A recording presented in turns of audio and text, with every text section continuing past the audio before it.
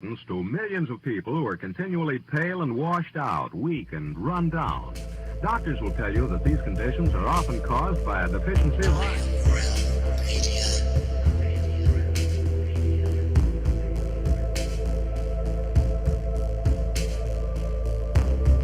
The iron you need to keep you physically fit and mentally alert.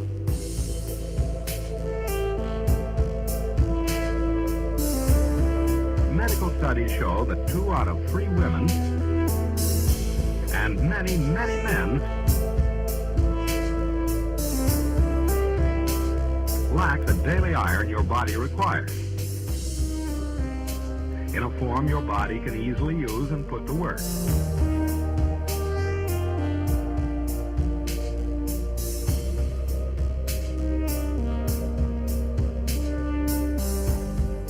Every dose gives you more than your daily minimum iron requirement. We are awake, we are not alone. We are striving for more. So if you're not getting the iron your body needs,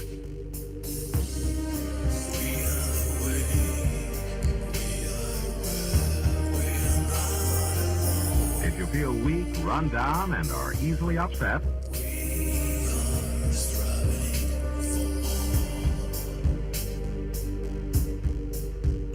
start taking iron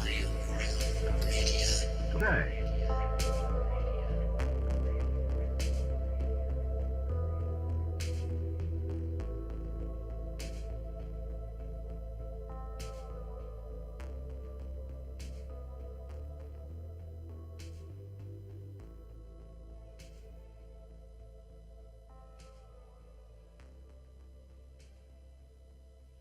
I'm starting off fresh, and I feel good.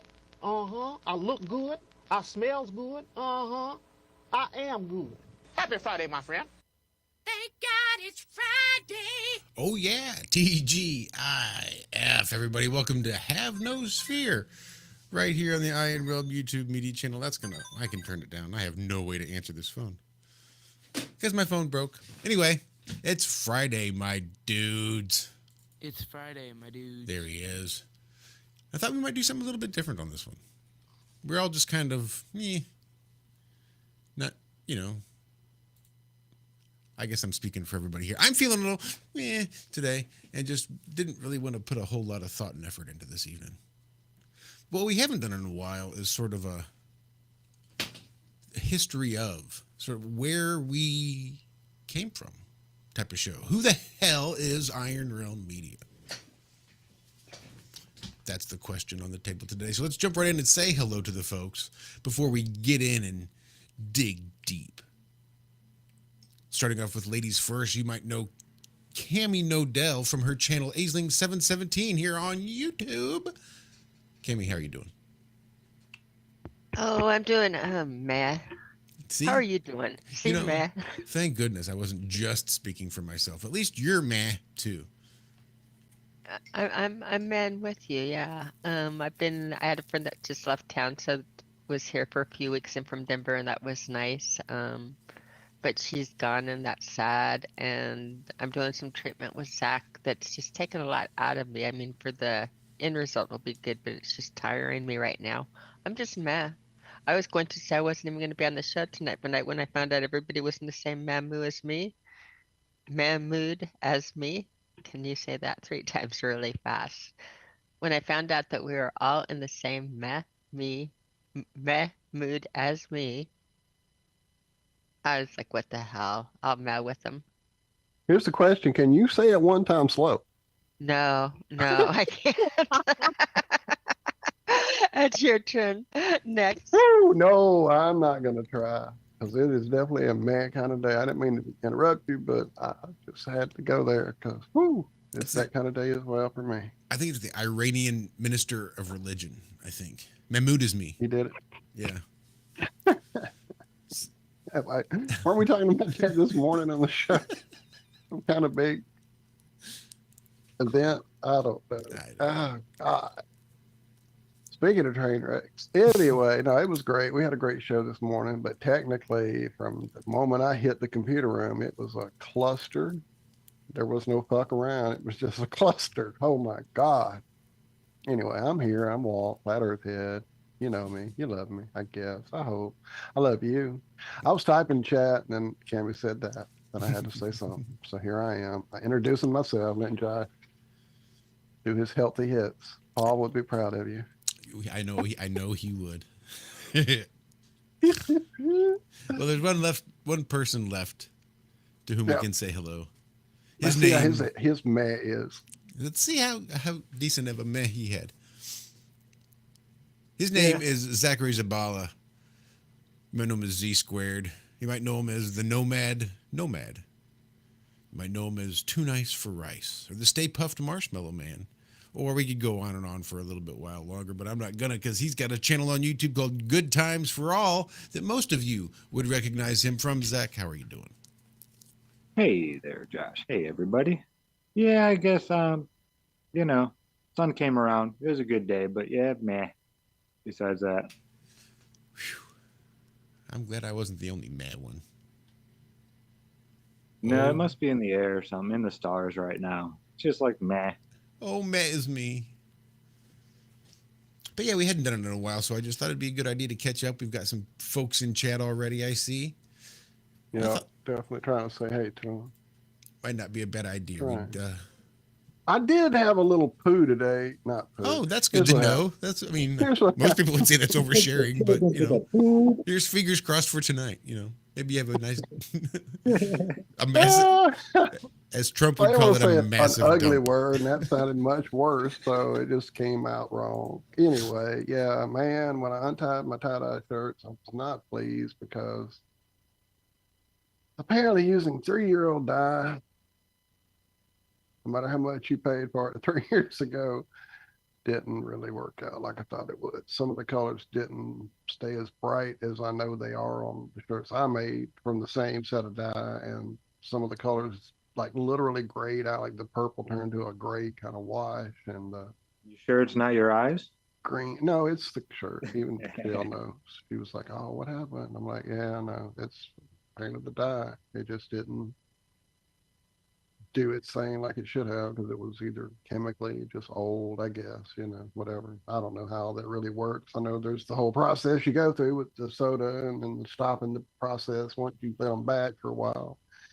There are chemical reactions that have to take place correctly, and if they're not, apparently, this will be the result. I mean, don't get me wrong, they're great shirts. I'll send you guys pictures. They're well made. They're nice. If you saw somebody walking by, you go, "Oh, dude, nice tie-dye," but they're not the Mardi Gras Flamboyant. colors Yeah. on black that I plant, because that's usually what I'll do with my shirt is have it look like it's a black shirt on with color on it now, because I've done the black dye as the backdrop, and it usually works really well. And I'll put white highlights if I want them somewhere, but because the black didn't actually saturate either, it didn't go through like it normally did, like I said, 3 years ago when I got back from Oregon and did those tie-dyes.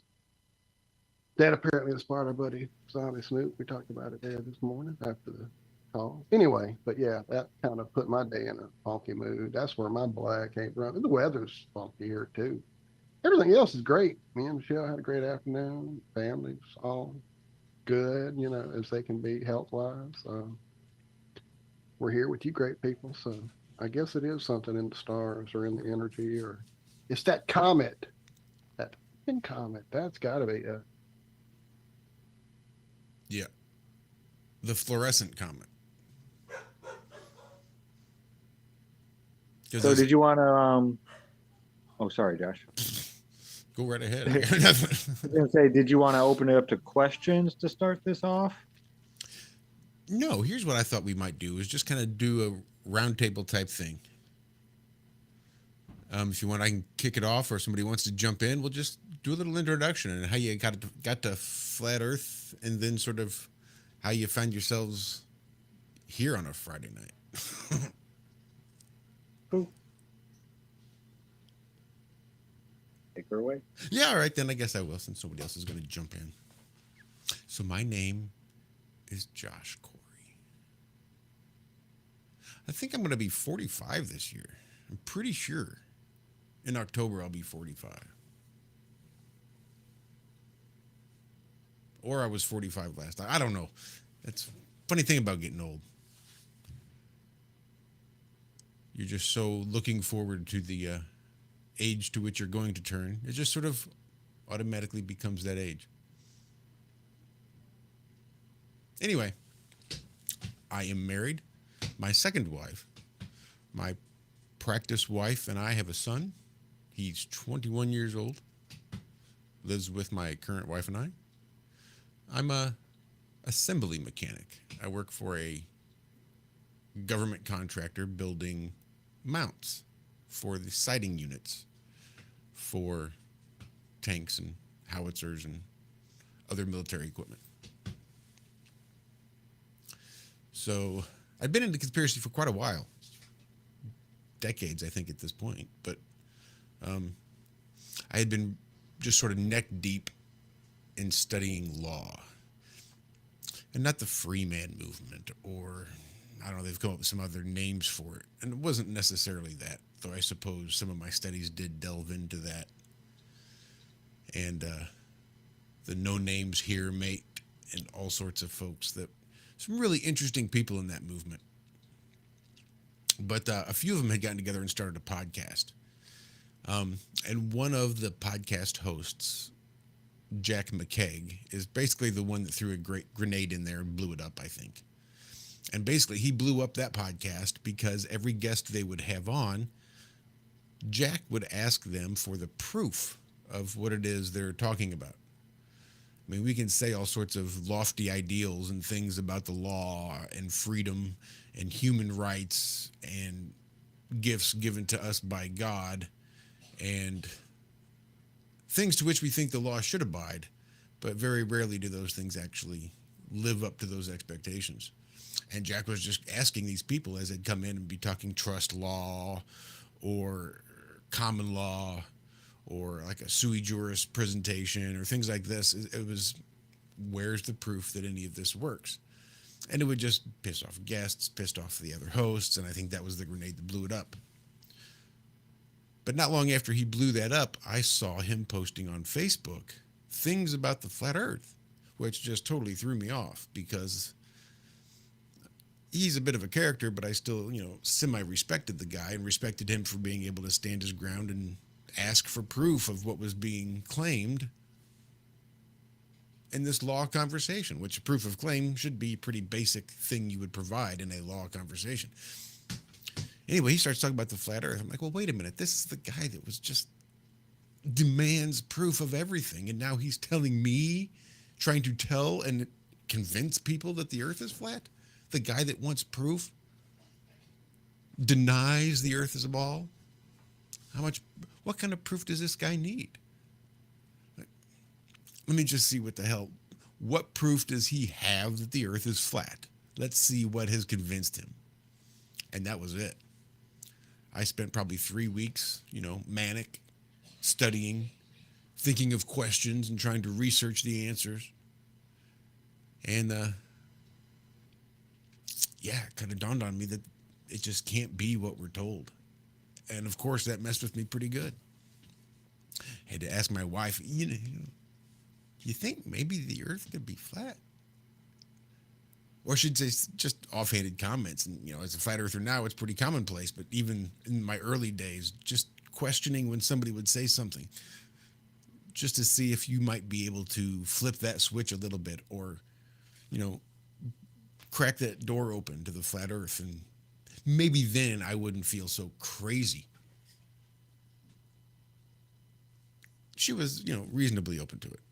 Anyway, so there I am driving my son back to his mom's house. This was probably almost 8 years ago, something like that. 2014, so 9 years. 9 years ago. Jesus. Yeah, 2014 is when I found it. 2015, I guess, maybe is when I was driving my son home. Summer of 2015, we'll call it. And there on the radio station was some guy talking about Kyrie Irving and Neil deGrasse Tyson and Neil deGrasse going on Comedy Central and spitting this rap and dropping the microphone, and I could tell it was the big build up for the punchline where everybody makes fun of flat earthers. So it was one of those things where I was just being compelled to call in. I've been a fan for a long time and a listener for a long time, but I'd actually compelled to call in, which is not something I usually do. I'm not a guy that calls into radio shows. But I needed to stand up for the idea that maybe the Earth isn't what we were taught in science class. And with that, that kind of sparked their curiosity, and they actually invited me to come into the studio to talk a little bit about the flat Earth. It seemed interesting enough, and I was already, excited about the idea of the Earth not being a ball. So I was all for it and went in, and we had a nice little conversation, and invited me back again. And they're talking to listeners here in the St. Louis area. So I thought, maybe I'll get me a Twitter account. That way I can respond to some of these stupid ass baller comments that they keep trying to make on Twitter. So I did. And I did and started to respond to them. And as I responded, some folks that were also flat earthers, newly minted, such as myself, thought, hey, you're talking about flat Earth. What do you think about starting a podcast where we go on and we'll all get together and we'll talk about flat Earth? We got some guys, we've all got strengths and we've all got things that, sort of these little niches in which we can contribute as a whole to this podcast, like a group of flat earthers putting together a podcast. Well, that sounds cool as shit. So I jumped on board. I did a few more episodes there in the studio for a few months. Yeah, talking conspiracies, talking all kinds of things. Yeah, I was Kanye'd before Kanye was Kanye'd. Right off the airwaves for suggesting that perhaps there may be a group of people going around calling themselves Jewish, but they may not be historically, genetically, perhaps even as Jewish as they might claim. And they may or may not be known for doing some pretty horrific things throughout history, and that might or might not be why they've been run out of so many countries. And it just sort of went on, and we had 105. Excuse me. Sorry, Josh. Approximately. I wonder if that counts Palestine. I don't know. Anyway, yeah, they didn't take too kindly. But it's not that they were put off per se. They weren't mad or angry. I didn't get in trouble. I was just politely never called back. Ghosted, as they say, as the kids call it these days. I was ghosted by the radio station and have yet to. That's not true. I went back a while, not too long ago. A couple of years ago, I guess. I went back for one small return. But yeah, and it was there that I met this great group. I mean, it was a big group of people. There was people from television and movies. We had sound people. We had a big group of people on Twitter in 2015. And as we tried to get things launched and get things going, those numbers quickly dwindled. And really, I think it was a great exercise. It was kind of a big pain in the ass that made things go a lot longer and take a lot longer than they should have. But the patience and understanding that was required to get that big group of people all across the plane trying to come together to do one simple show sort of set the stage for what it would be like to herd cats for the next 9 years. So that just really sort of brings me up to where I am. So I guess here we can just sort of then open it up for questions. So if you guys have any, if anybody in chat has any specific questions, I'd be more than happy to field them now. Or if not, we can just move along to somebody else. We can do that too.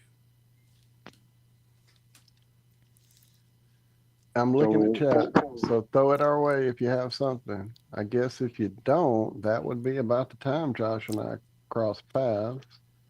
You just pick it up, Walter, and if they come, well, I'll try to highlight them and. Okay, let me know. I'm kind of keeping my eye on it. I'll try to. What'd you say, Zach? You're having like a warbly sound suddenly. Yeah, it was a stupid question. It was a silly question. I didn't. I thought your sound was messing up though.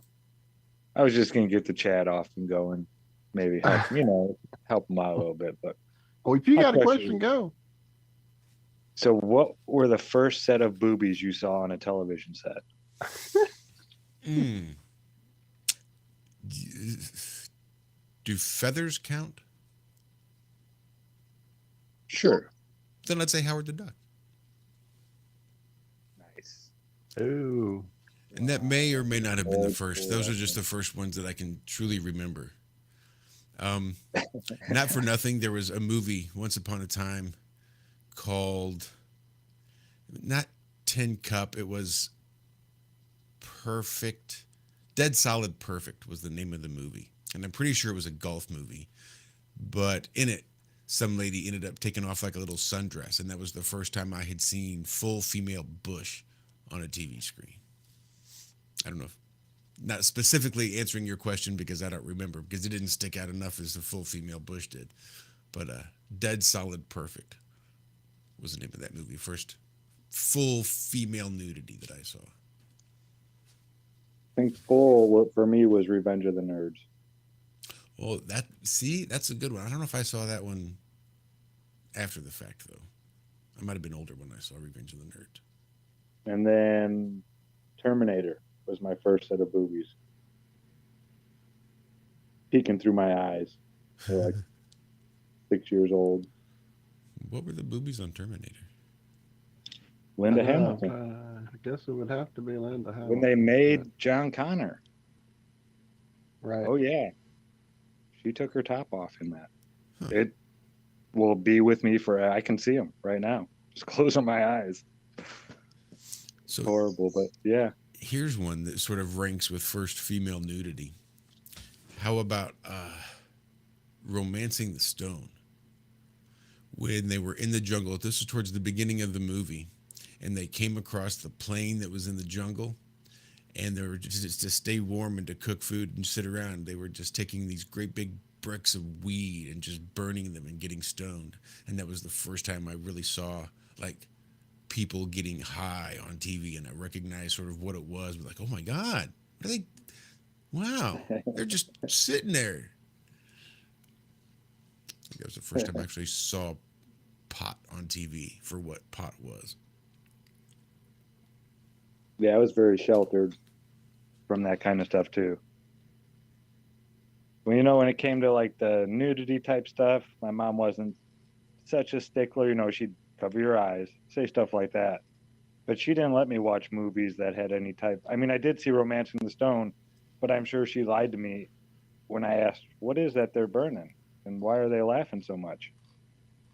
I mean, I can remember when I was like 11 or 12 and the song Everybody Must Get Stoned came on. And I was like, what does stoned mean? Oh, that's when people throw rocks at you. It's like, no, it doesn't. They're like, how do you know? It's like, because you're all talking about it and laughing. And they're like, shut up. And that was my mom's next response. Shut up. You'll learn when you get older. But yeah, I was very sheltered when it came to drugs and stuff like that. Like, they just didn't want me to even know about it. Oh, Zach, you think you were sheltered? You think you were. But why they were making jokes and laughing at it?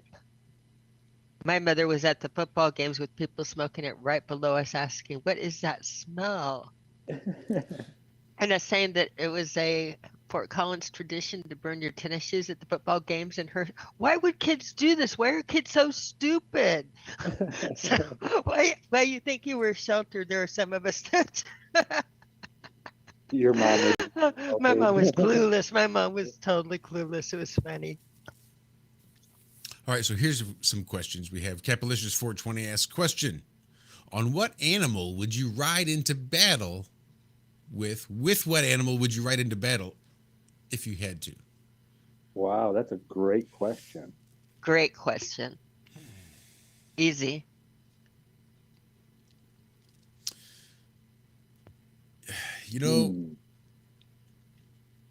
If I'm having to ride an animal, I keep being drawn back to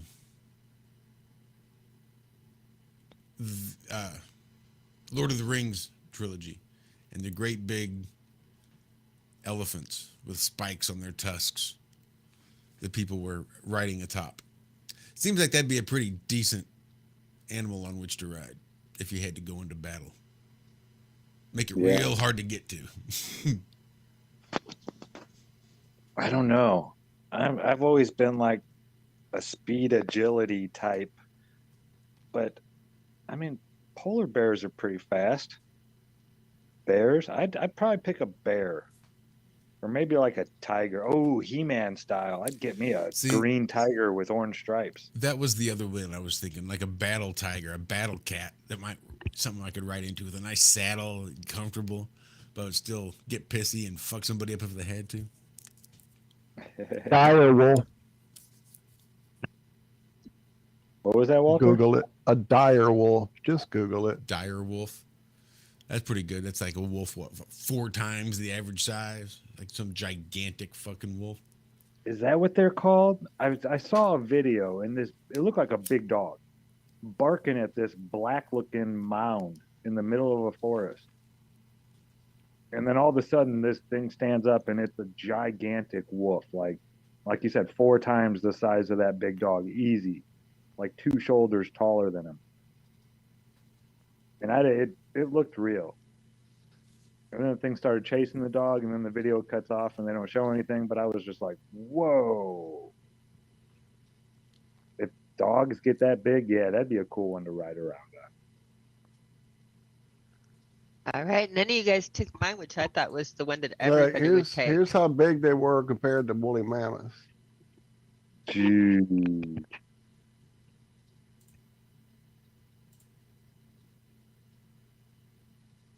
And yours, Cami? Mine is a dragon.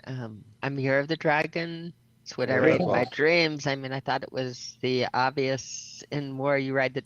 Don't you see yourself flying on the dragon and holding on between Avatar and Game of Thrones and the different things on it?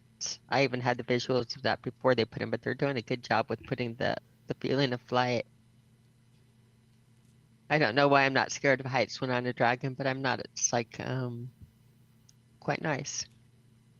What about like a 20-something foot crocodile? Mm, What about Those like things a are fast. 200-foot ant? Think how strong that would be. I want to fly. Yeah, those crocodiles can move on land. They say they're faster than a horse off the get. How I about you, don't know. Walter? I've never seen a crocodile up close. Walter, what animal will you be riding into battle on? On what animal will you be riding into battle, Walter? Wait.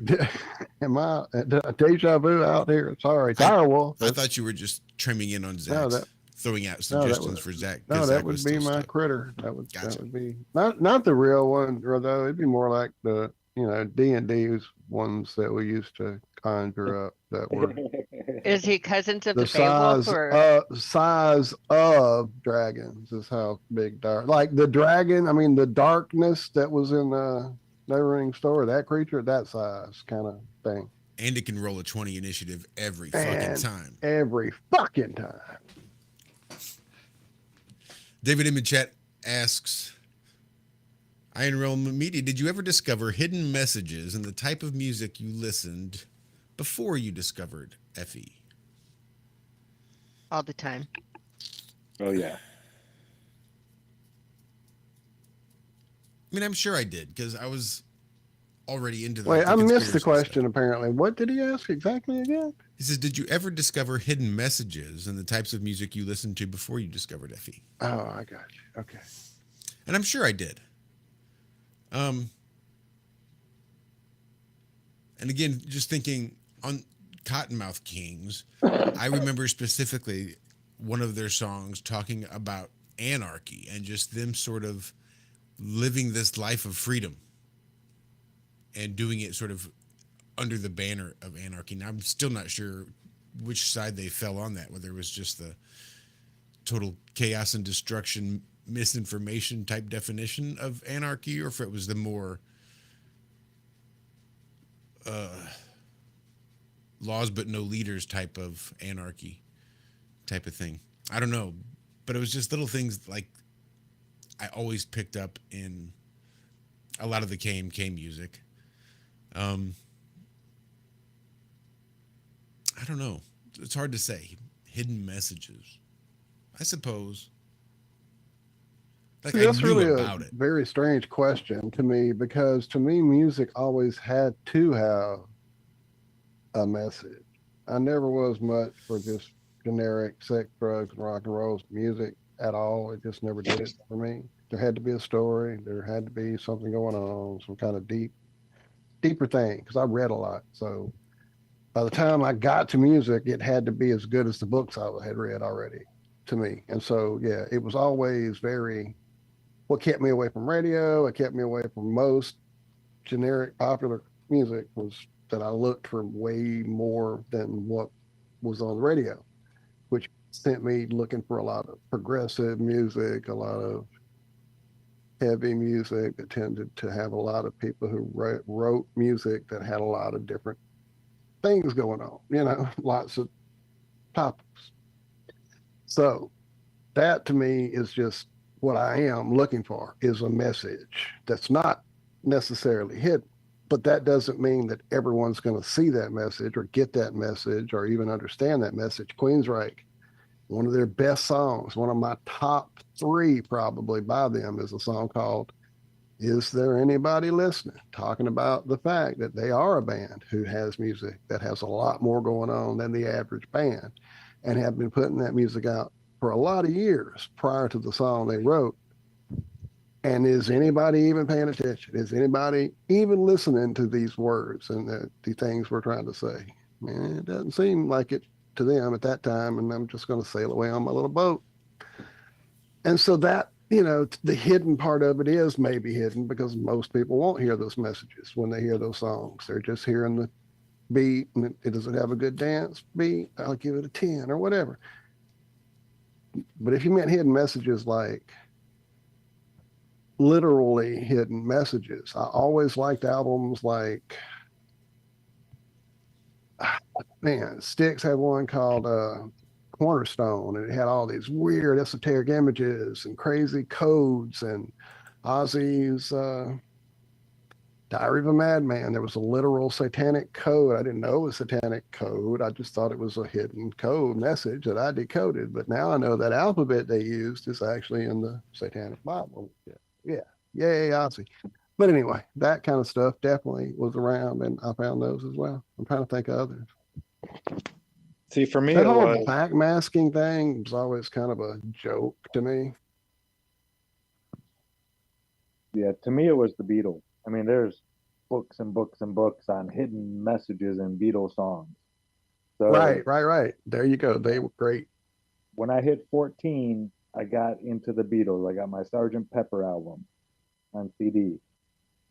And then it just took off from there. And when you get into Beatlemania, they call it, and you start looking at all the Beatles lore and all that, because there was so much of it. There's just so much out there on that band. Then they were talking about the Walrus was Paul because the real Paul McCartney died and this and that. So they were talking about hidden stuff in Beatles songs, from when I was like 14, 15, I had heard about this concept of hiding truth and reality in your music. So yeah, to me, I was at a young age when I had been introduced to this idea and that it was being done. So I started looking for it then in like all music I listened to. Yeah, exactly, Tavistock Clowns. But yeah, that's the one that I got introduced with because there was so much of it, and it was like books saying, yeah, they're doing this. It wasn't trying to be hidden or anything. There were people that were out there talking about it openly already. That was years ago. I remember being completely enamored by musicians and having the spell broken. Sort of when I found out just how many country music singers were fucking hooked on coke, and not like the Outlaws. Like it's not a big surprise that Johnny Cash was out fucking popping Black Beauties in the '60s. Big fucking shock. But like in the '90s, some of the early '90s stars were just like totally just horrible human beings. but I still had this concept that they were singing their truth type of thing. Like these were emotions and things that they needed to get out, not just shit made up whole cloth. You know what really tipped me off? Fucking Chris Gaines. Talk about some fucking mind control bullshit. When Garth Brooks did his first trying to bridge the pop and country genres. Shania Twain is the one that finally did it, but as I recall, Garth Brooks tried Once Upon a Time. I have to go somewhere with this because I, at the time, unfortunately, had a lot of exposure to it. So he grew up being a huge Kiss fan, like the biggest Kiss fan ever. And so that's why his concerts are the experience they are, because he models his huge, extravagant, fucking record-breaking concert extravaganzas after the spectacle that was Kiss. And as with most musicians who get stuck in a certain type of music that makes them popular, that isn't the only music inside them. There's all kinds of music inside them that wants to come out. And so at a point where a certain amount of that music had accumulated for him, and he knew there was no way his record label was going to release it under Garth Brooks, because he was selling them plenty of money and making everybody money, selling plenty of records and making plenty of money, he decided to do a Kiss, to create a character, dress it up, make it happen, create a whole backstory. There was going to be a movie. The songs on that album were actually soundtrack songs for a movie he was writing with, God, I can't remember who it was, but some director at the time that was big.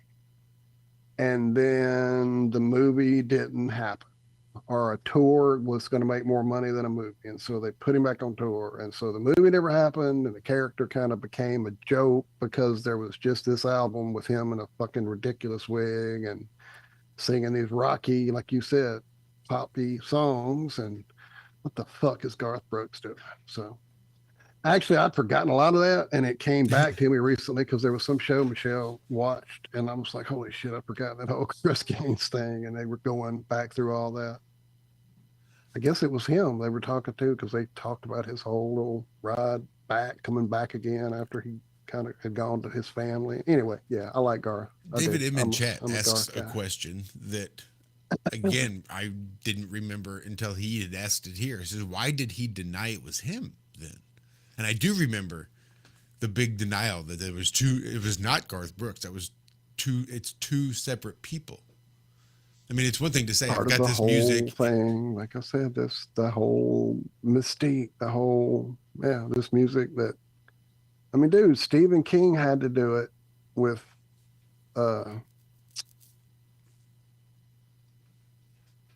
Richard Bachman book, the Center book and all that. Like, he had to write those books under another name because he couldn't put them out under Stephen King, because if he had blah, blah, blah, blah, blah. So he created this whole thing, backstory. I mean, it was, nobody knew that was Stephen King except superfan. One dude read the book Thinner and said, this is Stephen King, and went tracking it down and finally found in a fucking register of a fucking accountant somewhere a check made out to Richard Bachman, but signed by Stephen King. And he was the one that broke the whole thing open back, because he had written like 5 novels. The Bachman books, they're great, but they're not Stephen King novels per se. And so he didn't write them under this name. It's just part of what they do, I guess. I mean, I can't tell you why he did that. I can just tell you the story Tony Stewart, of why. That race car driver, he used to happened. race all the time under pseudonyms. They were, well, not pseudonyms, but just different names all the time, because that's because NASCAR told him he wasn't allowed to race in other races while he was under their contract, because it's a dangerous sport. And they don't want one of their stars dying on a dirt track somewhere in Ohio or something like that, you know, when he's got a big race that weekend, blah, blah, blah. Right. So, Oh, wait, yeah, what's David saying? I'll see me and show it. It could be, David. It could definitely be control. I mean, I knew all this when it happened, though. I mean, I didn't hear all this later after about, oh, who's this? I knew it was coming out. I knew these things because I've always read music magazines, trade, not just like Rolling Stone. Everybody can buy it. I would go looking for trade magazines and find out shit behind the scenes. That's who I've always been. I was always getting like Sin Fantastique subscriptions from Germany so I could find out about the fucking H.R. Giger art that I couldn't get a hand on here in America. That was me. I was that dude. So yeah, I knew all about who Chris Gaines was when he came out. When that album came out, I knew that's him. That's Garth Brooks doing this Kiss. Everything I just told you, I knew that when it happened. It ain't like I found all this out just recently when Michelle's show came on. That reminded me of that whole story. It was like when I was in college, all that was going down. So yeah, it's not to me like that at all, not a control thing, because that's what the story was when it came out, that there was going to be this whole adventure of this character or his new music. That, yeah, HR is twisted. I saw Karen say in chat, HR Giger is twisted because he sees those demon creatures and took photographs of them basically with his airbrush. That's why it disturbs you so greatly. And me, it's not like I enjoy that art. That art's very disturbing. But Mr. Giger did see those things. I have no doubt. He was a documentarian, not just an artist. Anyway, we're getting way off on some shit here now. And I wanted to stay just a little off because I was thinking of it and it made me laugh. The Jamie Lee Curtis photo that she said was just a child in a pool. Like, it's a rectangle pool. It's about 2 feet by 3 feet wide. It's just, I know it's about the size of a Rubbermaid tote. I wish I had it on me. Cami and Rossi. That is so obscure, and to not even have a picture of her painting. But it's a very mediocre painting of like a yard. And in the yard is this, it's a top-down view. So all you see is like a rectangle, but it's this child all contorted. Looks like it's been stuffed in a Rubbermaid tote. And I guess somebody saw it and called her out, and she was somewhere saying, oh, it's just a kid in a pool. And it was just the most ridiculous claim that you can only make if you don't show the picture, and people just are left to take your word. That, oh, somebody's just overreacting. It's like a kid in a kiddie pool. The kid all contorted in angles that are unnatural, jammed into this tote. It's nuts. Well, I guess that whole thing I'm seeing people talking about, the Giger thing and darkness. Part of that always was back to that first discussion of being overprotected that Zack and Cami kind of commented on. I was luckily chose a family, a mother that didn't do that. In fact, she was at the library demanding that they let me read like Jaws at like 7 years old, 8 years old, way too young to be reading that book. Because not only did it have horrific details about the attacks and all that, but there was quite graphic depictions of this affair that was going on between Hooper and Brody's wife that never got to the movie. Anyway, so I was not just allowed, it was almost encouraged to explore this world of ours, which helped me find my way to a lot of the places that I did find. Some of them quite disturbing and dark, but had I not been exposed to those things, I wouldn't be who I am now. Be that good, be that bad, it is part of who I am. I still have the limited edition, limited number of 666, of course, that I have of this amazing coffee table art book of H.R. Giger's work that I pretty much haven't opened in about 10 years because they're in there 100%, So, yeah. You just need to slap a couple smiley face stickers on it. There you go, googly eyes, and they're all good. Just lock it in there. So how about you, Kimmy? What was the music that you first realized that you were finding hidden messages in? I think all of the music all of the time. I listened to, I was just completely enchanted by music as a child and looking for the messages. Taking it What you guys were talking about, I see is like prescience. That something's filtered in and put into the song's messages for all. How many people have seen the like new Battlestar Galactica, the newer one, not the older one? Walter, did anybody in chat see that? Well, I've yeah, never what even fuck seen the yeah, old with one. Pa running, Yeah. Lauren Green running the shit. Fucking A. It was a The new one. The new one. The new, not oh, with Lauren Green, the one that had Adamus was oh God, why can't I think of his name on it? Where there was no, a chick, the Babylon 5 thing or whatever it was. not Babylon 5, Battlestar No, Galactica. apparently I missed a reiteration of it. They did a really, really good job on the reiteration. I have to say they actually blew it out of the water. I thought it was one of the best series that they put on TV. But one of the things that they built into it is the Cylons. There were a group of people that thought they were human and that were actually Cylon, and they had no idea that they were Cylon. No memories, no anything. And what woke them up was Watchtower by Deep Purple, a song. But in other words, hearing the music or hearing tones can snap things and make you remember things like a prescience. You can grab onto memories. And again, artists, as they're creating, they're pulling it out of somewhere. So I think the hidden messages are in there more than we know, even. And God, when did I know on somebody? I mean, I for sure went into it with the Beatles. I went into it with, Pink Floyd. We went into it with Eagles. Went into who didn't I? I'm so old. It's like, when did I not look for the hidden messages or the puzzles in it? I do know. I think the easier question for me was the first time I saw titties on a big screen. Nice. Okay, that was a much easier question. That was in 1972. I looked it up in the background, and I remember this because pretty sure it was the first time on it, because it was my parents and 5 children at a drive-in movie, and we went to see The Life and Times of Judge Roy Bean, right? And I Right? remember my parents having this huge argument. What the are they out of their mind? That's not supposed to be until the kids are asleep. What are they thinking playing this movie first on this double header or whatever? And so they That's played the epic. R-rated with. So yeah, they have the 5 children, the 2 boys, Oh and man. 3 girls all in the car. And like a girl does this and pulls off her shirt, knockers, and I thought my mom was gonna die. I mean, I thought it was so funny. And then it was like trying to turn around, eat your popcorn and everything. Can we make it until the second? It was like a huge, huge ordeal. It was, again, it was very traumatic. I think my brothers and everything, they definitely, I think my brothers said that they were going to go to the playground and not look at the screen. Wink, wink.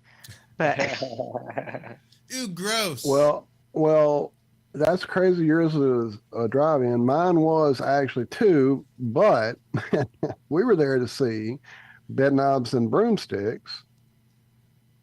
And so I got out on the window and sat on the window edge, so I could like have my arms and stuff up on the roof of the car watching the movie that way, and turned to the screen facing the other direction.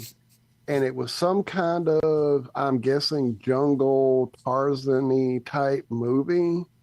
And all these women were running around with no tops on. And I was just like, what the hell? Now, the first time I actually went to see a movie at the theater was actually here in Franklin, that I was like, hey, let's go see a movie with, I don't think it was my family though. Oh no, it was Drew. Me and Drew went to see Rosemary's Baby at one of the small theaters here in town that doesn't even exist anymore. And good old Mia Farrow there's little nudity there in that movie was my first on screen. I remember my parents being fairly wise with us growing up, that they looked on how we reacted to different things, because we all had different rules of what we could see at movies in our house, and it didn't always make sense. Like I could go to any R-rated movie that showed skin or anything like that, or love stories, but I was not allowed to go see Earthquake or Jaws or any The Blob or anything like that because of nightmares, whereas my brothers could see any like scary movie, but they weren't allowed to see any sex movies. So we got separated in that direction because I think they knew that their kids were going to sneak into overage movies anyway. So they just kind of, it's fine. Just pick and choose your battles. Absolutely, absolutely. Marky Mark in chat just kind of dangled one for me here. Did anyone else ever play Dark Side of the Moon along with Wizard of Oz? So let's answer that one, and then I'm gonna take it a little further. Go ahead. Yes, sir. What? I did it on acid with headphones on. Absolutely, absolutely. Dude. That's I should have added that. That's necessary, Marky. You have to add that If you ingredient. time it right, if you time it just right, like every time they show water when she first opens the door and there's color, it's another boom, boom, boom, boom, boom, boom, and money. You know, at the beginning, money, boom, boom, boom, and then there's the boom, boom, boom, boom, boom, boom. Right. Dude, the movie, it had to be done on purpose. It is so, when she's handing out chicken to him, Right. there's an old lady in the background talking about come and get your meal and this and that. Dude, it's when she's trying to get into the cellar. It's when the Great Gig in the Sky, that black chick is just wailing. Whoa, whoa. I've been there. I know all Oh about my it. goodness. The Excellent. lunatic on the grass. The grass starts playing when the Tin Man first comes on. When he's standing there in the grass, holding an axe in his hand, frozen. Dude, it's meant to be. It is like perfect the way they did that. It's amazing how in tune in time. And where did you get exposure to that idea? Like, where did you first hear to do that? Buddies at school, on the internet? Where did you go? What? I'm going to try that. Where was that exposure? Oh, I forget who told me, but I was like 19, 20, because I was selling acid. So, yeah, older, like I was, not young. Yeah. Okay. Yeah. Well, okay. So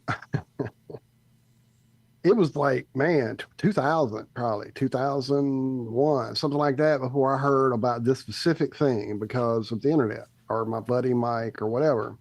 But leading up to that, in like the late 80s, going into the early 90s, when ecstasy was huge, it was still MDMA, and we were going to all these dance clubs. Me being a metalhead who wasn't a huge fan of dance music that was on the radio in any manner at all. I wasn't a dancer. I was a metaler. I didn't dance. Wasn't my thing.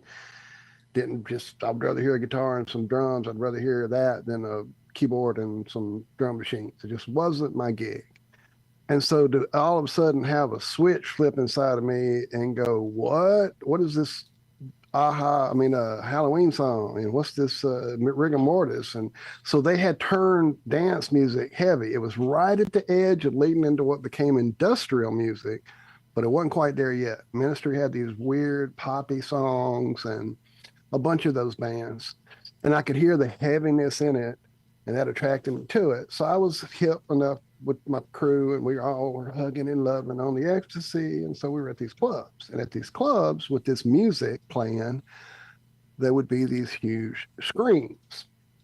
And on these screens, they would show all kinds of shit that had nothing to do with anything, like just crazy images, weird animation, cartoons from the like 30s and shit you would see like on in Mystery Science Theater or a Pee Wee Herman's show.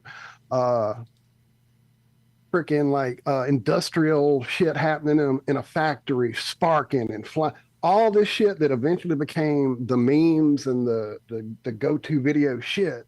That was what all these DJs were doing in these little crazy clubs in the backwoods here where I was digging all this music.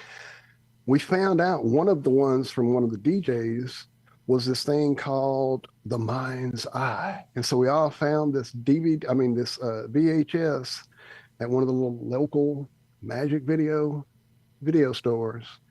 And we're so excited, and we punched it into the player, and it was all this bling, ding, ding, ding, ding, real cartoony music that was horrible music. So we went and put our music to it and had our jam going. And so at that point, we realized you could do some music and some video shit together and make it awesome to trip on and have some real fun time. And then as we got into the computer age, suddenly all this thing started hitting with the Pink Floyd Wizard of Oz thing. And so we, of course, tried it. But then we, of course, started making our own up. We would put on like heavy metal. That movie, holy shit, put that on and throw on like not Pink Floyd, throw on Tool's Enema album. Dude, that it works perfectly. I mean, anything that works, you know, that has cool visuals, it works, and it does work. And you keep thinking, oh, they must have wrote this for this, just like you said a while ago. And it does. It syncs up so many times that there's just no way. It's pretty spooky. It kind of speaks, I guess, to that big creative cloud that we access, I guess, creating these things. I don't know, but it's damn crazy. So are you saying, I'm trying to catch up in chat. Hang on. So ahead. Go, Josh. So are you saying that probably Pink Floyd had just thrown on Wizard of Oz and then wrote Dark Side of the Moon? Who, me? No, not at all. It just syncs up. It works that way. It Well, works it doesn't because just. Like Prescience. you can't start at the first lion's roar. It doesn't work. Doesn't I know line up. that. I know all that. But if you don't, it still works. Watch. Go do it. I mean, I've done it. And Go it doesn't. put on like I said, go put on freaking Scrooge. I mean, dude, pick something that's got crazy imagery and put on a song. It's gonna do something. I guarantee it. Especially with chemically induced. Okay, doing something. Synchronization. I'll agree with. I'll give Yeah, you that. that's what I'm It's talking gonna about. do That's something. what all this is. But that's It's not just what this talking is. about. No, the way the number of somethings So that you it think creates. that Pink Floyd sat down and watched the Wizard of Oz and wrote their album? No, they didn't. Come on. I think it was that word They were too prescience again. The waste divine, yeah, Yeah, that's what it is. It's that synchronicity of creativity and divine creative- omniscience. This is what I'm Yeah, looking at. yeah, yeah, Foreknowledge, or just a feeling, something that you follow. Then you have on the other Download end from of- the Aether. There you go, Karen B. download Yeah, from the thank you. ether. Yes. Well, thank perfect, God they perfect. included the instructions to start it after the second lion's roar. Instead of starting the movie and the music at the same fucking time, like any goddamn common sense person would, thank God the Aether included to start it after the second lion's roar, so we can make it line up and sync. Because if you don't do it then, it does not work. Okay, if I'm not mistaken, didn't some? Oh, look, who's that? Marky Mark. It's crazy because I think Roger Waters said it's truly a coincidence that they did ask him about it. Now, what about the other end of the spectrum? What about, because I grew up more with that and confusion on it, that like in the early 70s, now there was all the people saying that Puff the Magic Dragon had the ulterior motive, and the same with Melody's brand new pair of roller skates in these songs. And what was confusing to me on these songs is they were talking about the hidden meanings that were like joke meanings, right? Puff the Magic Dragon, it's about getting high, but at the same time on the radio, they were also playing Take a Walk on the Wild Side and Titties and Beer and things that just said it right out. So what's the little hidden message about maybe Puff being marijuana when at the same time on the radio there's songs called Mary Jane, and Well, are there any correlations between Puff the Magic Dragon and smoking cannabis besides you can puff on a joint and the dragon's name was Puff? Or is that the Right. only correlation? that's kind of the end. I mean, it's, to me, it's a story of losing childhood innocence. It's the growing And see, up my story. dad always had this weird Vietnam callback to that song because apparently either one of the choppers they used or something, they called it that, Puff the Magic Dragon, because it would come in and do its thing. And yeah, so I'm like, that always made me feel really weird when you start talking about this shit. Just real quick before we get too far from it. This is from some magazine. I can't find the name. Gold Mine magazine. Pink Floyd has denied rumors has denied the rumors that they wrote it blah blah blah together with Pink Floyd's with the Wizard of Oz for years, with Floyd drummer Nick Mason Nick Mason giving one of our favorite answers on MTV in '97. It's absolute nonsense. It has absolutely nothing to do with the Wizard of Oz. It was all based on The Sound of Music. So there's your fucking movie. That's nuts. I didn't know that part. Oh, and one more time. And what was it that Garth Brooks said when he was asked if he was Chris Gaines? Just I don't know. What did he say? no, I'm Let me not. see. Let me go see. Two separate people. Because I don't remember that at all. I Let me go do see. remember him denying it. I'll have to- Well, I remember hearing that he had. I got denied the it. It's one of sarcasm, those- Josh. He was being sarcastic, Walt. He was making fun of you. Well, I mean, I know. I'm aware. I'm just trying to nip him in the butt. and again, I'm just playing devil's Take that advocate. high I road. don't think that Pink Floyd sat down and wrote line for line that entire shit just for this purpose, to be able to sync it up. I don't fucking know. From the Aether is as good as answer as anything. Well, maybe not anything. The fact that you could take the Chris Gaines album and play it to the Wizard of Oz and have your mind blown for an hour and a half, I don't buy. Because that, yeah, I doubt it because that's not psychedelic music and Pink Floyd is. It would have to be something that would work, like I told you earlier, like some, Tool or some progressive stuff. You got to work with me here. Okay, so on November 13th, 1999, Brooks hosted Saturday Night Live as himself, but performed the musical number Way of the Girl as Chris Gaines without acknowledging to the audience that they were the same person. That's the only reference I see to this anywhere. This is, like I said, even that night, I knew that he was going to be on the show and watched it because I wanted to see this Chris Gaines thing because I was thinking he'd lost his fucking mind. You're not Kiss. You're a country dude. He did a cover of Rock and Roll All Night? No. What did he do on that fucking album? Hang on.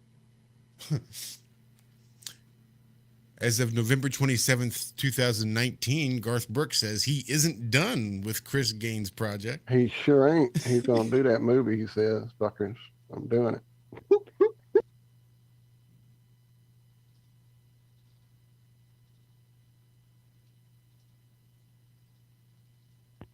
I suppose I can say this out loud while we're in silent. I'm agreeing with David M in the chat that Hanalei Bay is where Puff the Magic Dragon resides in Hawaii. I've Fucking been there, A. Hanalei Bay. I know I always look for Puff at Hanalei Bay. It's like one of my favorite places in the world. So Hard Luck Woman. Of course, that's the song he covered. Sorry, that would be it. Go Hard ahead. Luck Woman. No, I'm not playing it. We'd get struck both times by Garth and by Kiss. And Gene Moneybag ass. Fuck him. The I put a song avocado.org. in that I don't know if we get struck on or not. 'Cause Any it's song. an old folk song. Would they strike you on that? Yeah, unless it's in public domain. How do you tell? Well, you got to do the research. Huh? Or you just make a video with a black screen with whatever audio you want to check, and then you upload it to YouTube and see what YouTube does. And if they don't do anything, then you cross your fingers and hope they don't take it down in 5 years for whatever fucking reason.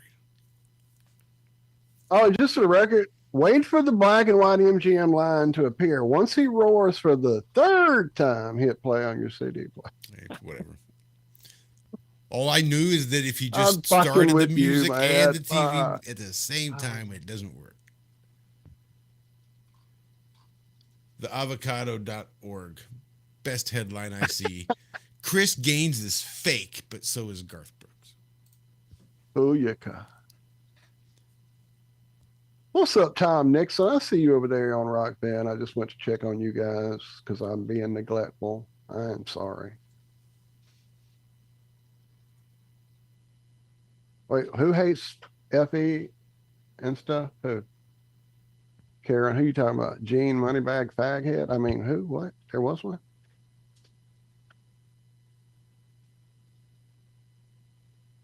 Chris Gaines is as real as any artist who uses a stage name. The Alan Holman in chat. Yeah, Gene Simmons is a pustulant dude. He makes my skin crawl. Like, enjoyed the hell out of the Osbournes when it was on. At that time, I had gotten a DVD at Walmart, I mean, at a Blockbuster for like $3 of the first season. Watched it that way without commercials and with him actually cussing and not getting bleeped out. And it was fucking hilarious. And then they tried it with Gene and them, and it was just a repulsive, made my skin crawl. Ugh, what the fuck? This dude's more evil than I even could have imagined he is. So, yeah, he's a evil fuck. Iron Media, I would like to share a video with the group I because just a lot of remember. people are not looking up. Okay, what you got, Fletch? Send it our way. I remembered another part when she's singing Somewhere Over the Rainbow and she's looking from like this part of the sky and then she pans her head across with the headphones on. You hear airplanes coming in from one side, and as she turns her head, it sounds like the airplane just flew over your head. Crazy. Insane. How well so many different things line up in that movie with that record. Yeah, there's a lot of coincidences then. Lots and lots of coincidences. I mean, it was Pink Floyd. I'm sure they were Tavistock. Just saying. Just saying.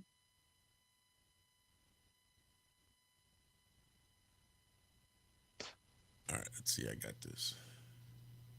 You know, OBS just has a new update where you can actually share vertically. So you can actually do two different outputs. So some streaming video services that like to do short little clips of videos like to also format them for vertical videos, which is stupid. But if you're trying to reach those people, then I guess Great that's what you have to circle do. route. Whoa, wait. Jeez, you overzealous son of a bitch. No! Great. God bless. All right, I'm going to have to get this set up. You might have to give me a minute because it just wants to autoplay every freaking time. Window capture, I can do that one. Chrome, I can do that one. Here we go. Look at me. I'm doing it. Doing it well. You did. I guess you guys might want to watch too. But I trust that you all look up. But I'll share my screen regardless. Yeah, we were talking about was it on the show we were talking about Effie Nation? And him still being one of the people that are out there always looking. Yeah, we were talking about the comet and how nobody's really seen it or captured it, and Yep. And he's always looking up. Uh-huh. Oh shit, now I gotta see if this is gonna even be Great circle route. yeah.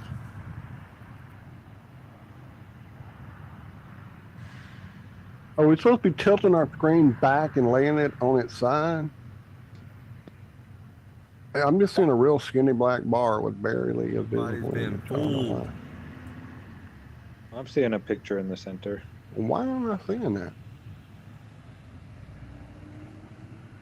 Dude, my computer must be- Chemtrails, nothing but Yeah, I chemtrails. finally, I Great got it circle tagged right route. when I made it big again. It acted right this time. Damn, Wow. man, that's nuts. You don't see him curve like that very often. Not very often, but it was one of those things that Contrails, man. Yep. When I knew that could not be a persistent contrail. I will grant you that there are times when the temperature is right and the right layer of the atmosphere, you can fly an airplane through and the exhaust will stay longer than it will at other times. Most times, the simple water vapor just dissipates, evaporates, and disappears, and you don't see it anymore. It's a short little trail. Every once in a while, you will see one long stream of a persistent contrail. However, I think, yeah. when you see turns, when you see crisscrosses, when you see 75 different fucking persistent contrails in all the different layers of the atmosphere, that's when you know that maybe it's not just a natural effect of flight. Sorry, I think Cami. it's pretty obvious what's going on there. You would think. It's Even by It's the a looks of it, even you can dick see the measuring soup. contest. You have X and O that both want the same spot. They're fighting over it. And there's like almost like a little needle injecting it on the side or that. It's an interesting picture. Yeah. Jesus. Go ahead. I'm Crazy. sorry to interrupt. Where was that? Was that in? That's another one. X usually marks the spot. They put those over our house a North lot. I noticed. Carolina? It's like I don't know. In Denver and here, we've been by airports at both places, but we get the X's right over the top of the house. And it's like, thank you. Karen, I've seen that over at your house too. The X marks the spot.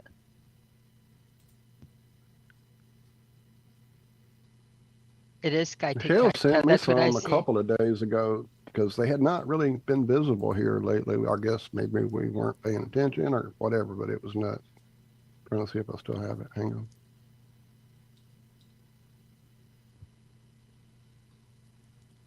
Yep. Tax toe. The crosshatches are a dead giveaway. I mean, there's no reason.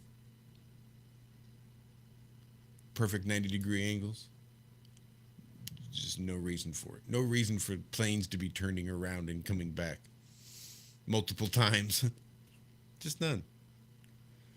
I mean, unless you're trying to spell out "I love you" or whatever. Josh loves Dixie. There you go. That's a good one. That would have been very intelligent of me to say the first time. And for y'all that are younger in the chat and think that we're all crazy and the skies have always looked like this, I ask you to revisit 1970s and early 80s TV shows. And if you go back to Well, Hawaii Five-O or any They've of been the, putting them in. They have them in Jaws. would've have they been said adding that. some of them? I would have Because said that too, Cami. I would have said that because I grew up in the same world you did and watched the same shit and looked at the same skies because I stayed in the sky. They weren't there, my eyes, but they they were, put my those eyes bitches were, in. oh, have they? I Because mean, I've seen that's some something that that aren't makes sense to counted. me. Because it wasn't there. You know, Yeah, why would they? I mean, I've seen both the videos. what was the where one? they It was have them nuts. and they It was don't. nuts. Jaws. But I was Oh, watching Jaws some was like stuff a from it. big- And Yeah, I was like, Jaws, check out right. the skies. It's beautiful. It's clear. Oh, Mystery Science Theater. There's a channel now, so I can just flip it on, and there they are. And What? so I put it on, and it was Kingdom of the Spiders with William Shatner. And he is on a horse going to get the spiders. I don't know. And he's in a big pasture, and there are 3 or 4 chemtrails in the distance. I mean, there's no doubt. There they are. I'm like, what the fuck? How, when, how long? I guess they've been doing it for fucking ever. I don't know. But they were there. No, we were And paying that was attention like when they started in 71, that. 72. Nuh-uh. There weren't. I was watching the skies all the time. No, I'm then. talking about that movie is probably from Yeah. 71, 72. They didn't have them in my skies because I kept my eyes on the sky. If I wasn't flying a kite, I was trying to find the moon in Exactly. my telescope. Yeah. hmm I used to, even at night, I used to do I loved watching the skies so much at night for meteor showers and that. I used to do the wimpy curl, pull out the electric blanket on an air mattress on the back deck, plug in the electric blanket on the air mattress and watch the skies out in the summer nights. It was posh camping. Glamping is what they call that. Glamping, yeah, your bathroom and everything just the other side of the glass door.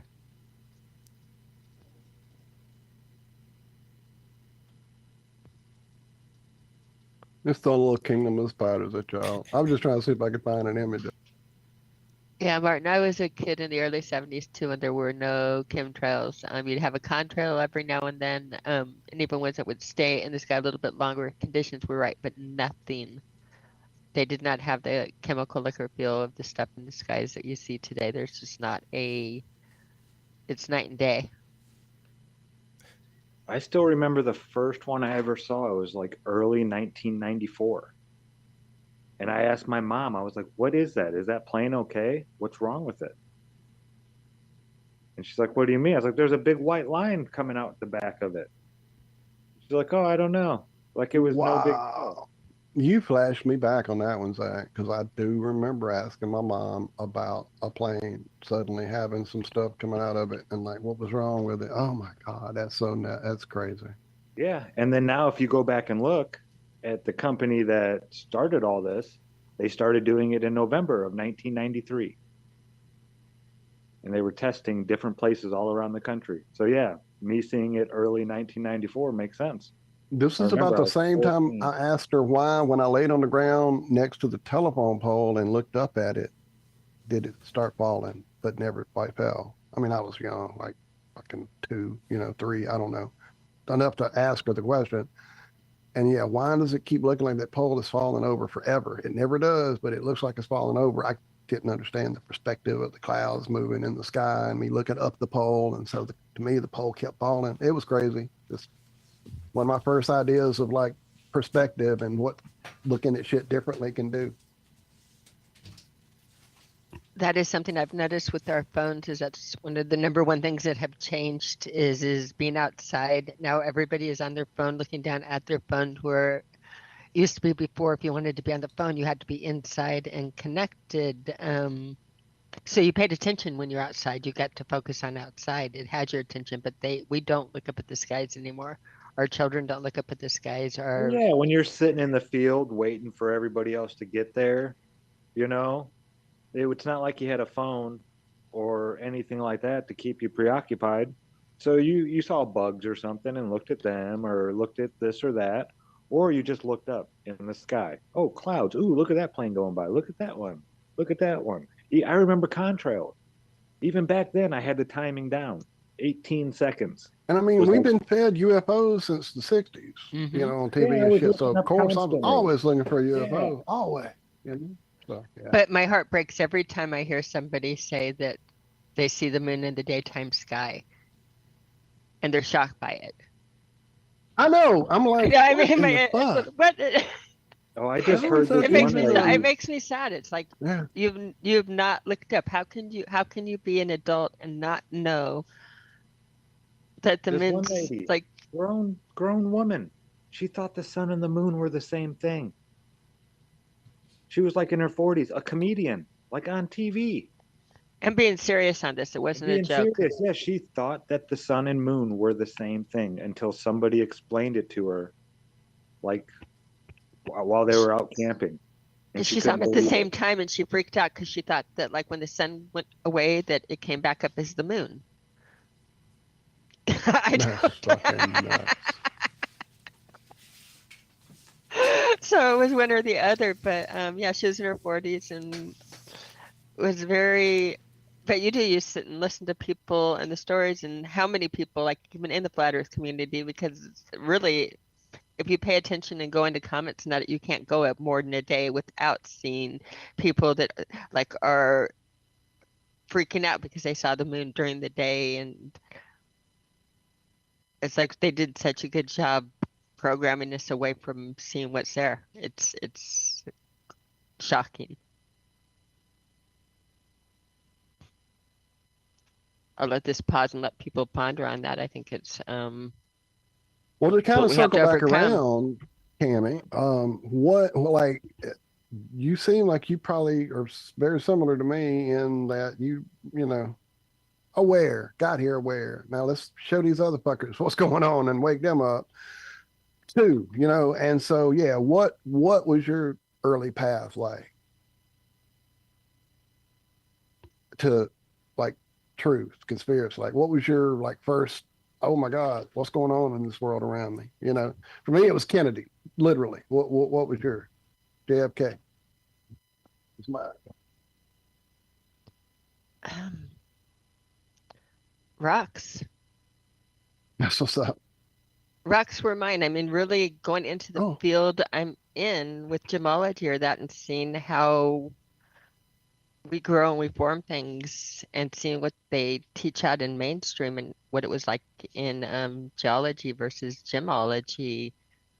It was a shocker to me. It was like a right. huge, that right there was a huge wake up on why is the Natural Science History Museum telling kids that they can grow crystals with an ice cube mold that have the shapes of it? It's like, what are they trying? That right there, you have other moments, but in mine, it was just even things in science or that like were in front of my eyes that's like it really bothered me. I've been, I mean, going further back, I mean, I followed I've just always been curious on how things worked. I followed volcanoes, I followed space weather, I followed different charts and worked on it and tried to keep them together. I looked into the metaphysical. I did a lot of, I mean, I grew up reading like Tom Robbins, who is best friends with Terrence McKenna, who I thought Fucking was loves Tom Robbins. Oh my God. Yes. Oh, And I so didn't even yeah, smoke cigarettes, but I had to go out and find a pack of fucking still camels life to with a pick. Yep. woodpecker. I Yeah, had to to go see. find a pack to see I that did shit. too. I snuck out of the house and got busted coming back at the house from the Tentacle at like 2 o'clock in the morning, explaining to my dad that I needed. I was like, he knows that I had cigarettes at the house, which was already a problem in itself. But it's like, no, you need the pack of Camel cigarettes. You have to know white choice, Reed's choice in a mirror, and you have to know like who put the pyramids on. I mean, that was such a great book, Still Life with Woodpecker. For people that are not Tom Robbins fans, he's got some really good books out there.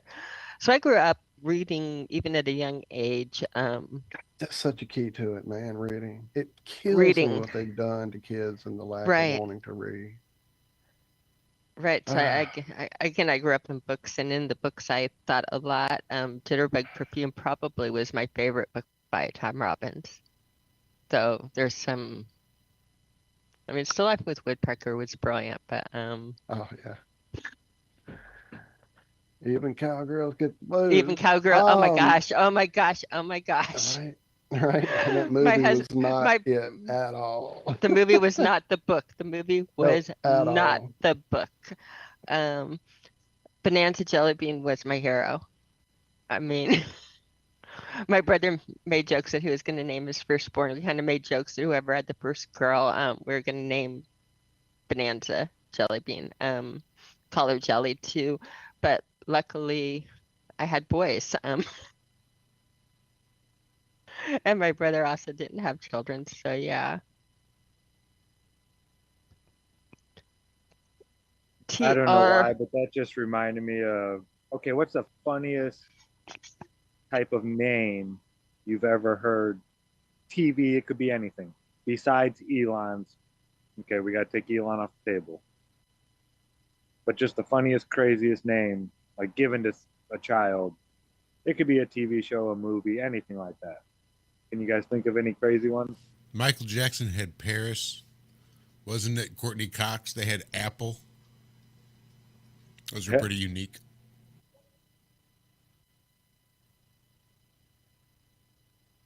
What do you got, Walter? Uh, I'm huh. I don't know. Let me think a minute. I kind of got sidetracked too. The cat jumped on me and then my phone fell. And when I picked it up, I've got this strange text I'm trying to understand and just a lot happening. Mhm. I'm off kilter as well, Walt. I'm like stuck on like the most unfortunate names, and that would be somebody named Tammy Tampax. But that was just an unfortunate name, not a my parents are asshole name.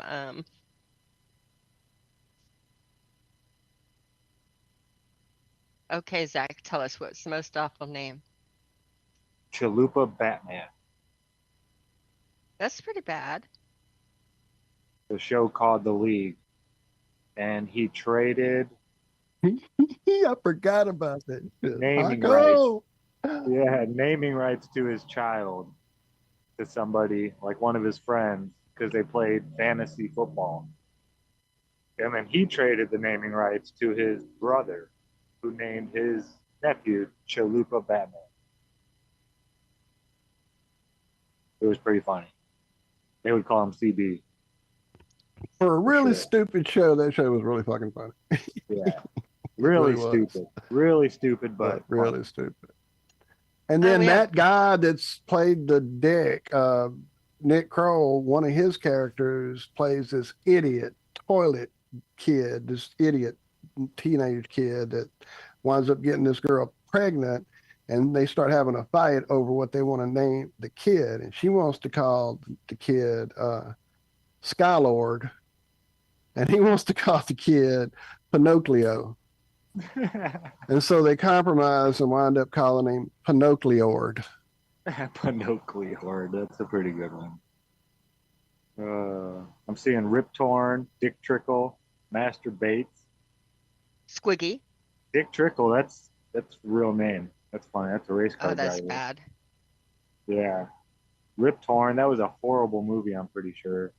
Rip Torn's actor. Yes. Horrible actor, but yeah. I liked him. No, I guess there were a few things I liked him in. A couple.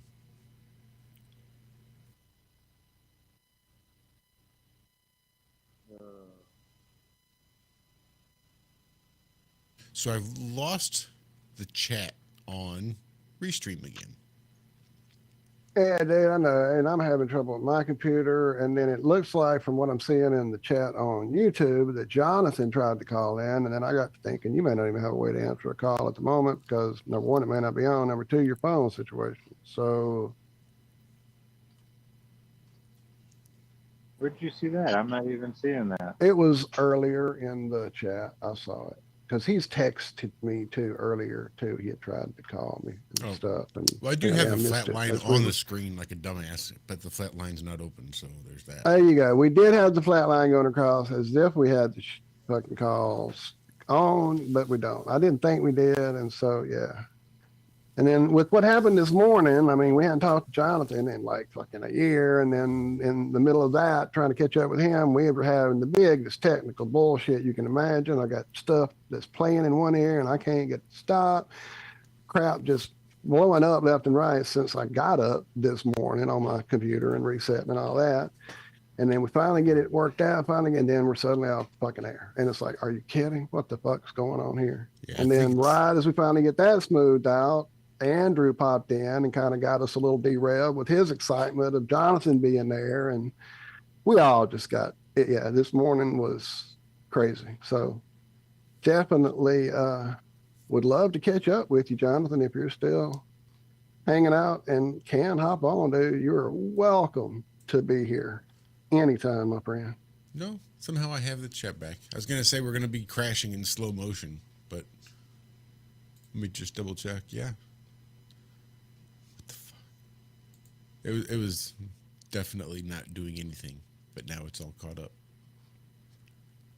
Right. I'm saying, and we're talking on chat. I'm trying to catch him up and let him see, and he may not be able to get in now. I don't even know. So here's, I can open up I know Flatlines. he's a very volatile dude. That's why I love him. He may be on the move too. I don't know. We'll see. If he can get in, we can wait. Here's something else. It popped up while I was texting him. Hold on. All right, so he may not be able to talk till after the show. Okay. Yeah, he did have a few things I wanted to hear about. He was going to expound on after the show. Right. So I had a question. I see like some people from across the pond still in the chat. Like over in England with their laws, is it like Great Britain has like a law for all the different, countries? And then you have your own laws as well. Like United States has the federal government, then we have our state government where the laws kind of change.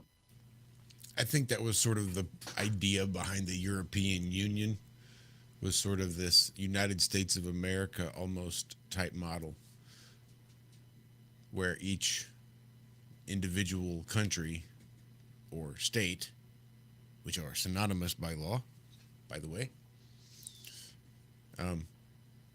would then be subject to not only the individual laws and regulations in each country, but then by the larger overreaching European Union, I do believe. So the people that can avoid having to hit under that umbrella of the EU can avoid some of their crazy regulations.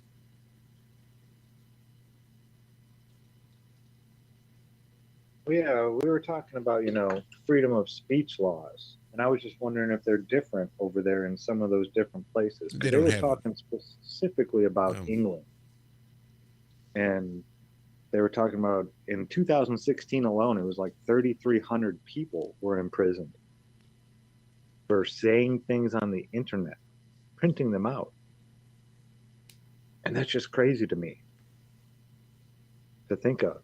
Like in this country, we don't have to worry about stuff like that. People print lies about people all the time, just all kinds of crazy stuff. I mean, as long as you're not inciting violence over here, you're pretty much free to say whatever you want. But yeah, and it was like hate speech type stuff and like crazy stuff, not like people inciting violence or anything like that. It was just, some of it was even satire, Right. which is insane. It's like, people, these are not meant to be taken seriously. What is going on here? Yeah, I just couldn't believe that it was like that everywhere over there, because, you know, I hear what some of the people that I listen to and watch consistently say. And it's like, if people are getting arrested for this stuff over there, it's like, wow, that's insane to me. It just doesn't make any sense. And here's one I hear a lot on like First Amendment audits, and cops think they're smart. All right, so let's just pretend for a minute. You go to the theater and you're watching a movie, right? And you get up and you go to the bathroom and you see that the trash can in the bathroom had caught on fire and the entire bathroom was engulfed in flames, and the flames were spreading to other parts of the theater. And you think, shit, I need to warn people. What do?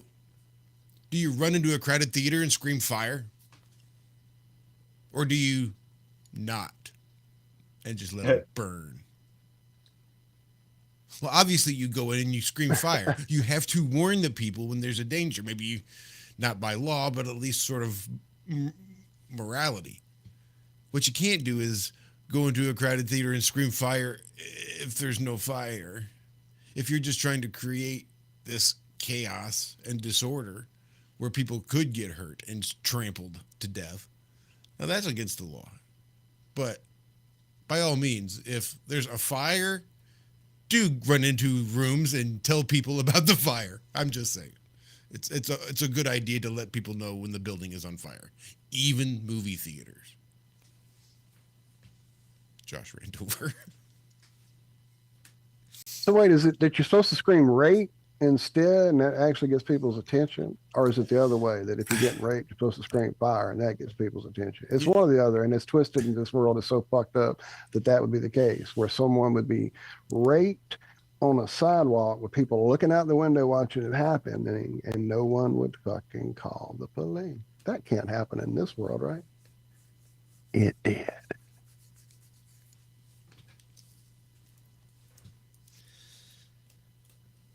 The apathy is disgusting. Looking at the people around. I don't know. I'm just going to be a grumpy old codger. I think that's what I'm going to identify. I will too. Get the fuck off my yard, you little shits. Get the fuck out of my line of sight. You just stop breathing my air. That was my old vision. I was going to be sitting on a Yellow front bit. porch, Nemo, the shotgun across my lap, drinking lemonade, right? just waiting for someone to come onto the property. That's how you go into jail, right there. Yep. Where's the tax man? I'm gonna shoot that tax man. I nicked me a man from the Census Bureau. That's a good boy. He doesn't run off. RUNNOFT. I'm bona fide. I'm a dead man. Sorry. Gotta get off here. In constant sorrow. I'm done.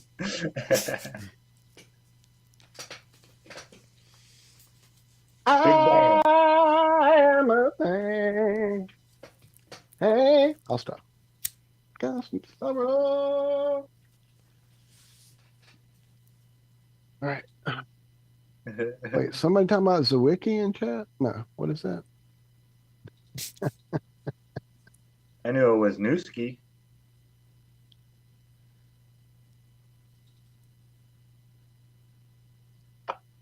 He was a little skinny kid in middle school. Everybody picked on, and he went and took jujitsu. Put on just like 10, 15. He was still skinny, but 10, 15 pounds of muscle. And he just whooped the crap out of so many. He was like challenged by people up until he was about sophomore, junior. Then people realized just not to mess with him. I mean, he was whooping like the big, strong football players and stuff because he knew jujitsu, and he knew once he got him on the ground, that was it. It was over. Right.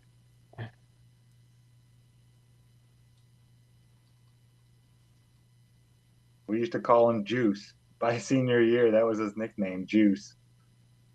Whoa, whoa. Everybody knew not We to call them mess with small hats here on YouTube.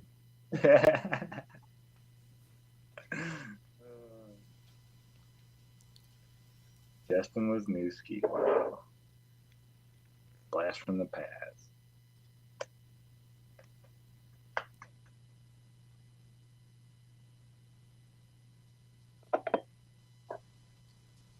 Oh, man. I don't know, guys. Well, speaking of blasts from the past, I think we need to get your backstory. Who's that? How me? old were you when you were adopted, Zach? 42. Lucky fucker. Was Well, it me let's that see. adopted Did you, they- Zach? Yes, they 'Cause had Did they to. I find think you on the so. right? Did they find you on the fence post? The store dropped you off. Was tired of carrying your ass. Found him out with the rock. 42 years I've been flying this fucker around. I'm sick of it. There he was in a basket floating down the Colorado River.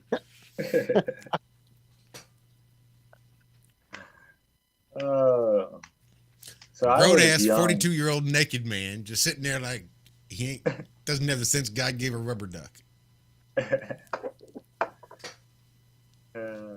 Yeah, I was young when I got into conspiracies, or the idea of like I said, as soon as I don't know, I could like read people and tell when they were telling the truth or lying really well when I was young. And when my mom told me that, oh honey, they all lie. That was the truth. She knew it.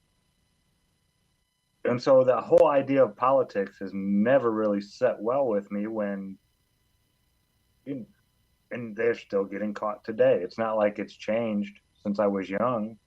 They're still lying. It's crazy. So the whole idea that the government was lying to me and all that kind of stuff, I mean, my senior thesis in high school was the JFK assassination being nonsense, the official story. Just, it was a young age, but I never had we'll go. So I was an atheist, right? Evolution, space, loved it, all that stuff.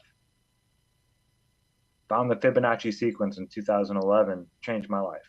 Just set me down a whole new path on, hey, there's something to all this. There's something about this place that they're hiding from me that has nothing to do with space or any of that kind of nonsense. Or their nature is where it's at. So I went back to alchemy and started learning about, the first physics. And got real interested on not so much space, but like what the moon and sun and stars were. I still thought, heliocentric model, but I thought there was something weird going on up in the sky at the same time. Even back then, the moon always facing us made no sense to me. Never seeing the other side of the moon ever.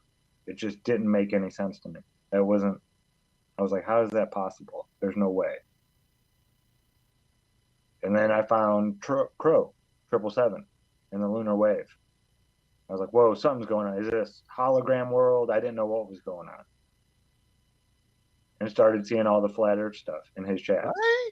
What the- That's how I got onto flat earth, was seeing Crow 777, all the people in his comment section saying, dude, you need to check this out.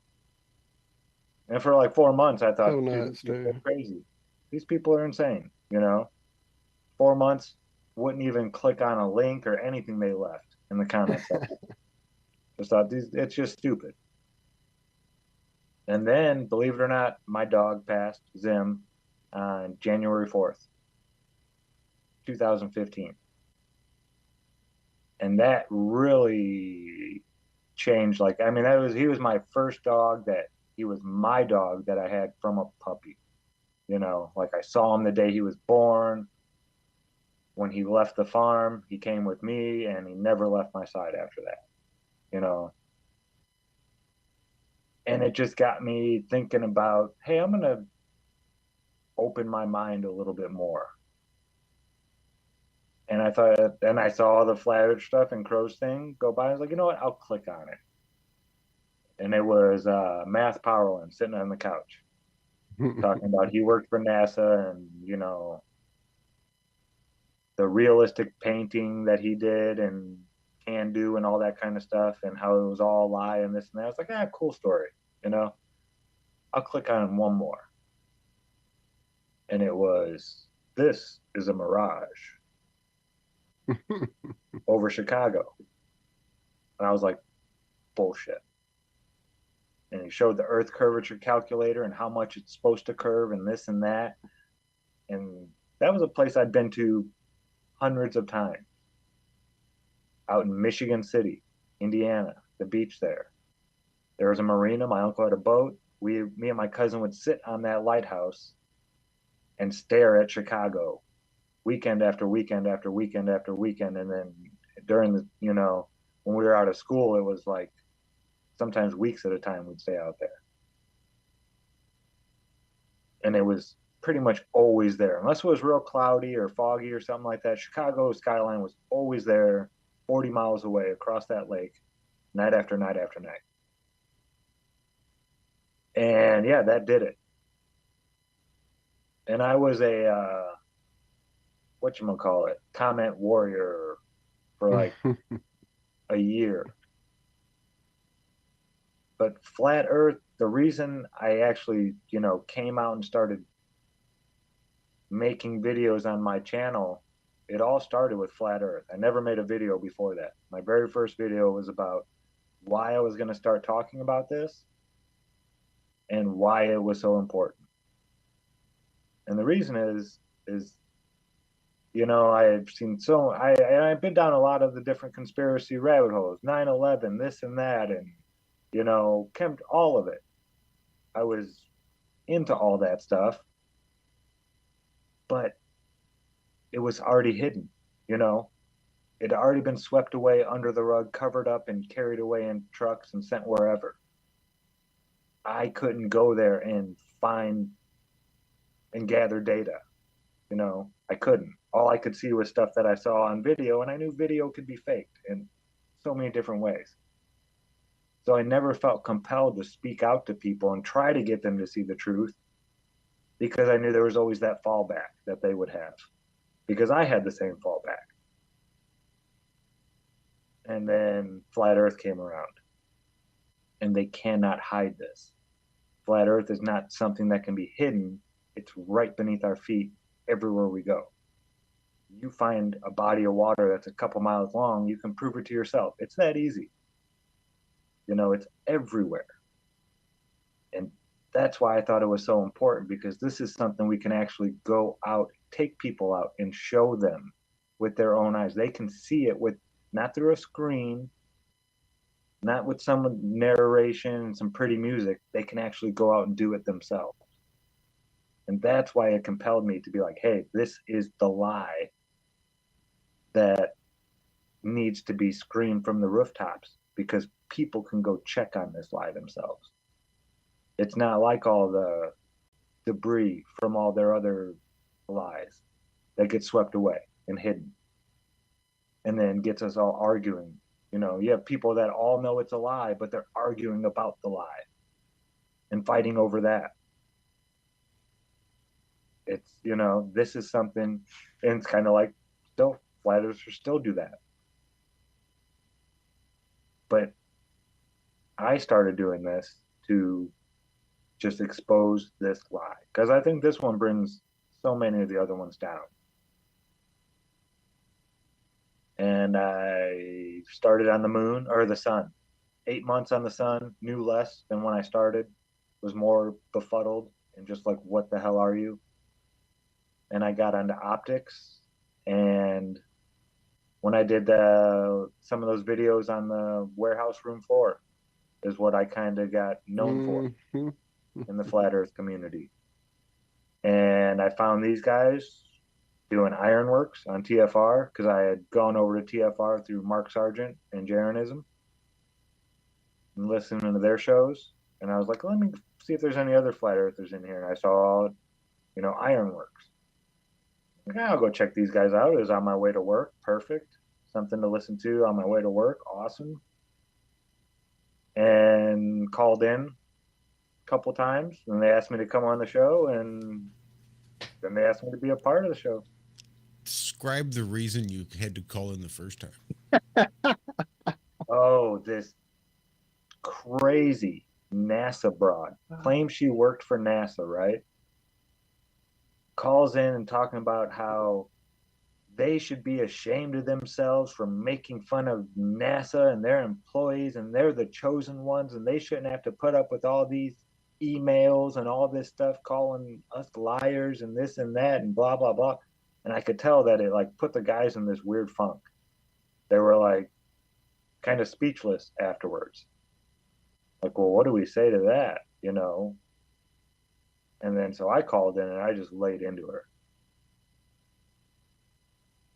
And just reassured the guys that no, you guys are absolutely 100% correct for calling out NASA lies and all their bullshit. And if she doesn't know she's lying, whatever, but no. Yeah, it was a NASA employee that started it all. My first call into any live anything like that. I was making videos on my cell phone. And that was it. I'm not really talking to too many people. I know Chris Van Matre, I met pretty early, and Bo, LSB69. He takes a lot of the oil rig pictures that everybody's seen from out there in California off the coast. And we were doing a lot of sunspot activity and measuring rotations. Yeah, I remember that.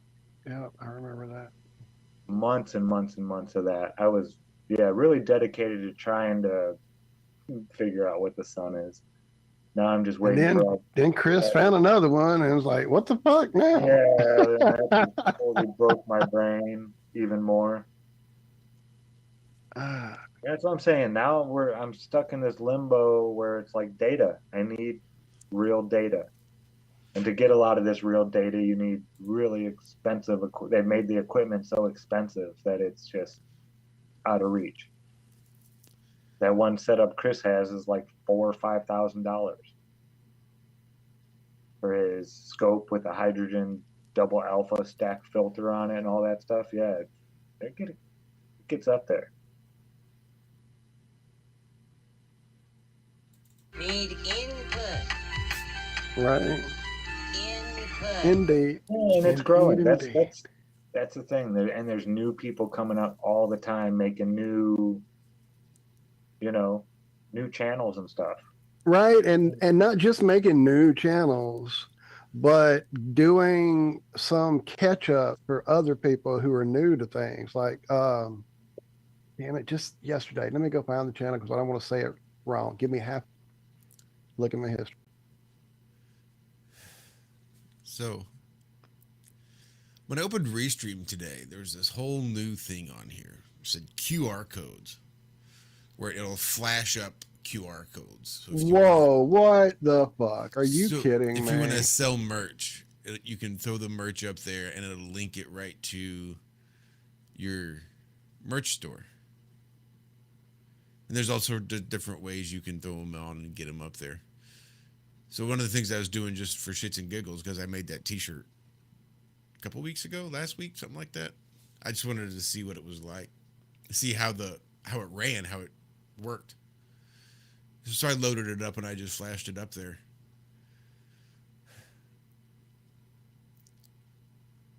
And if you have like 10,000 subscribers, maybe it's 20,000 subscribers or something like that, you can link your Teespring, your Spring, as it's called Spring store, to your YouTube channel and sell merch right there on your homepage. There's lots of different ways to do it.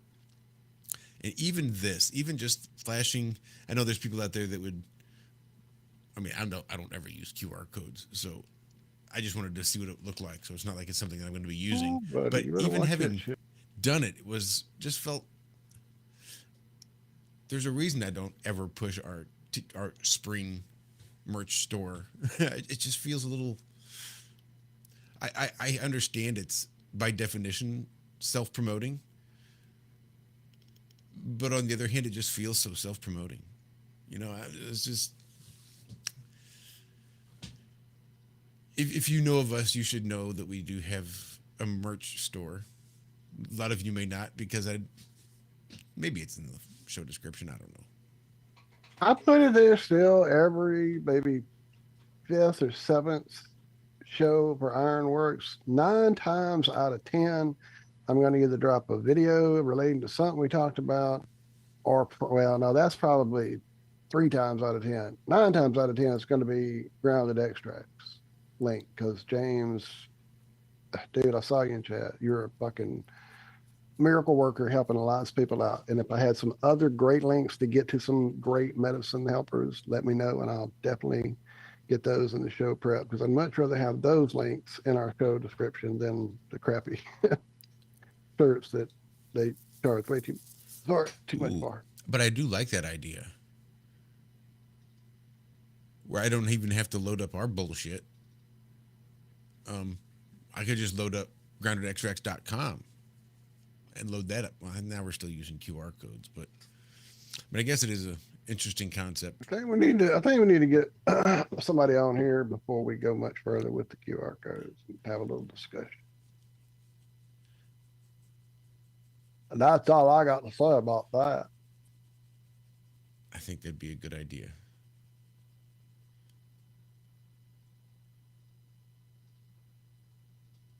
So I am like befuddled because I've watched about 3 videos by this channel over the last few days, and they are now all gone out of my history. So I'm guessing they got wiped. I'm still digging. Give me a second.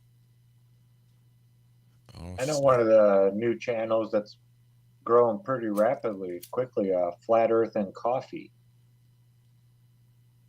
Okay, so that's exactly the channel I'm looking for, and in my history, I just didn't. For some reason, I thought the name was totally different. That's why I don't want to check. Because in my head, it was not that. I probably got it just mixed up with Karen and whatever. So give me a second. Yeah, see, there they all are, but they are no longer in my history list. What the? I love you too. What is the actual? Let me go back and look and make sure. I didn't scroll past them because I didn't know what to. No, there. That's nice. Maybe I watched them on my phone. They didn't sync over. I'm trying to give it the benefit, but god damn it. Anyway, yeah, that was the one. Exactly. That's the channel I've been enjoying, who's gathering up a lot of goodies and kind of assembling them for people to catch out in one place rather than having to hope you can find them or be lucky enough to know about the Flat Earth, Sun, Moon, Zodiac app to acquire them there, because doing a search is not even a joke anymore. It's beyond a joke. It's a fucking insult. That is a Sun, Moon, Zodiac clock app by Blue Water Bay. There you go. Is he at 92,000 yet? My phone's busted, so I can't check. So I knew he was close. I wanted to shout out the 90,000 mark, and hell, he's blown through that and hit 92 already. That's awesome. What kind of party are we going to have when it hits 100? key party. A big one? Tea party. Woo! Hell yeah. I just dropped Flat Earth and Coffee there in the chat, in case you haven't been checking it out. Really a fun time. Sorry, old demons die hard. I hear you there, Swing. I mean, Did you think of like maybe inviting him on the show and getting to know him? I was doing that very idea, going through that very idea this morning as I watched the Who, David Weiss? Why? He just pops in when he wants to. No. I know I'm being silly. Flat Earth No, and we Coffee. need to leave David alone. He's on vacation right now, and he's still working. There's still videos coming out, but the guy needs let him rest a little bit. When he gets back from Mexico, we'll bother him. He's on vacation. I know the way it's going. He might not make it back before 100,000 now. Well, no, wait a minute. If he can go on vacation and still be working, since I'm still working, can't I just say I'm on vacation? Yeah, he's always. There was one.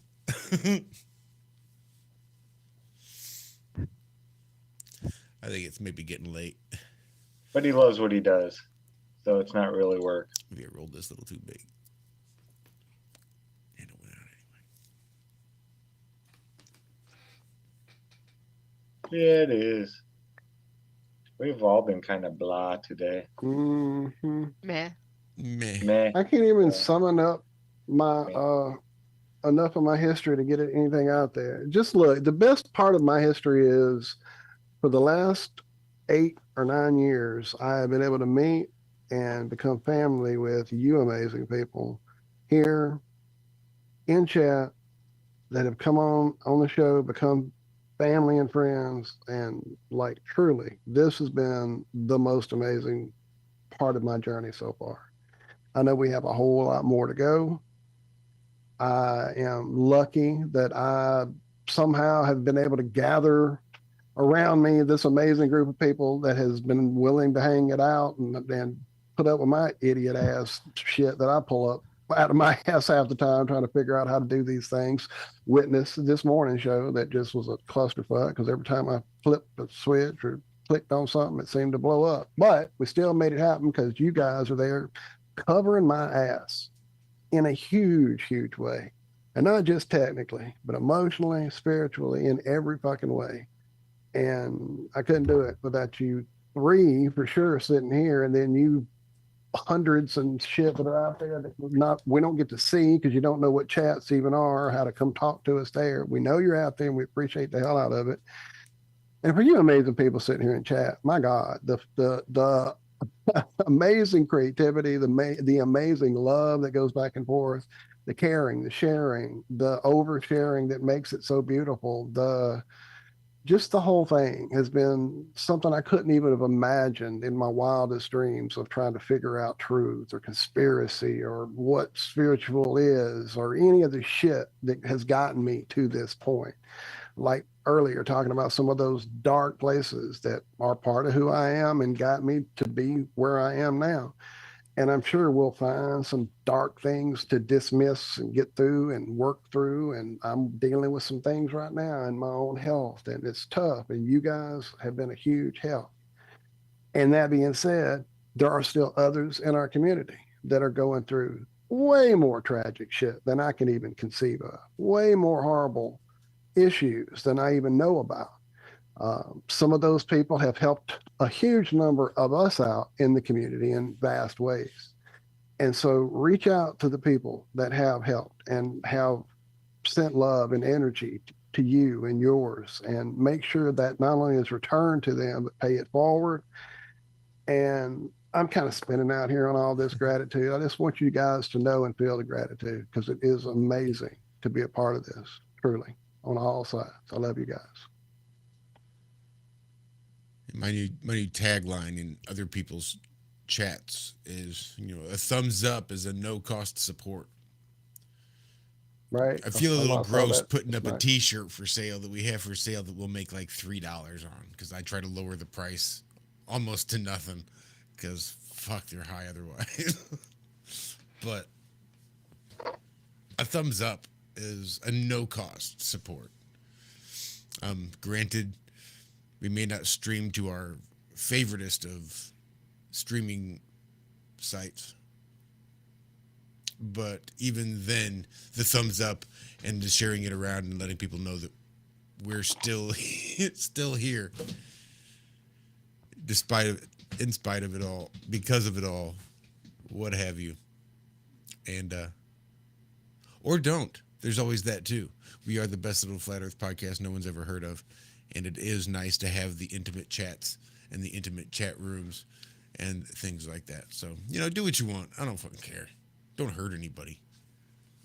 That's all I say. Yeah, not just for us, but for all kinds of people. Holistic Media, big shout out. Always propping up, all kinds of channels where there's people searching for truth. And I know that they don't make a whole lot of videos and stuff or go live or anything, but they're always sharing all kinds of stuff. And I think that's just awesome. So thank you.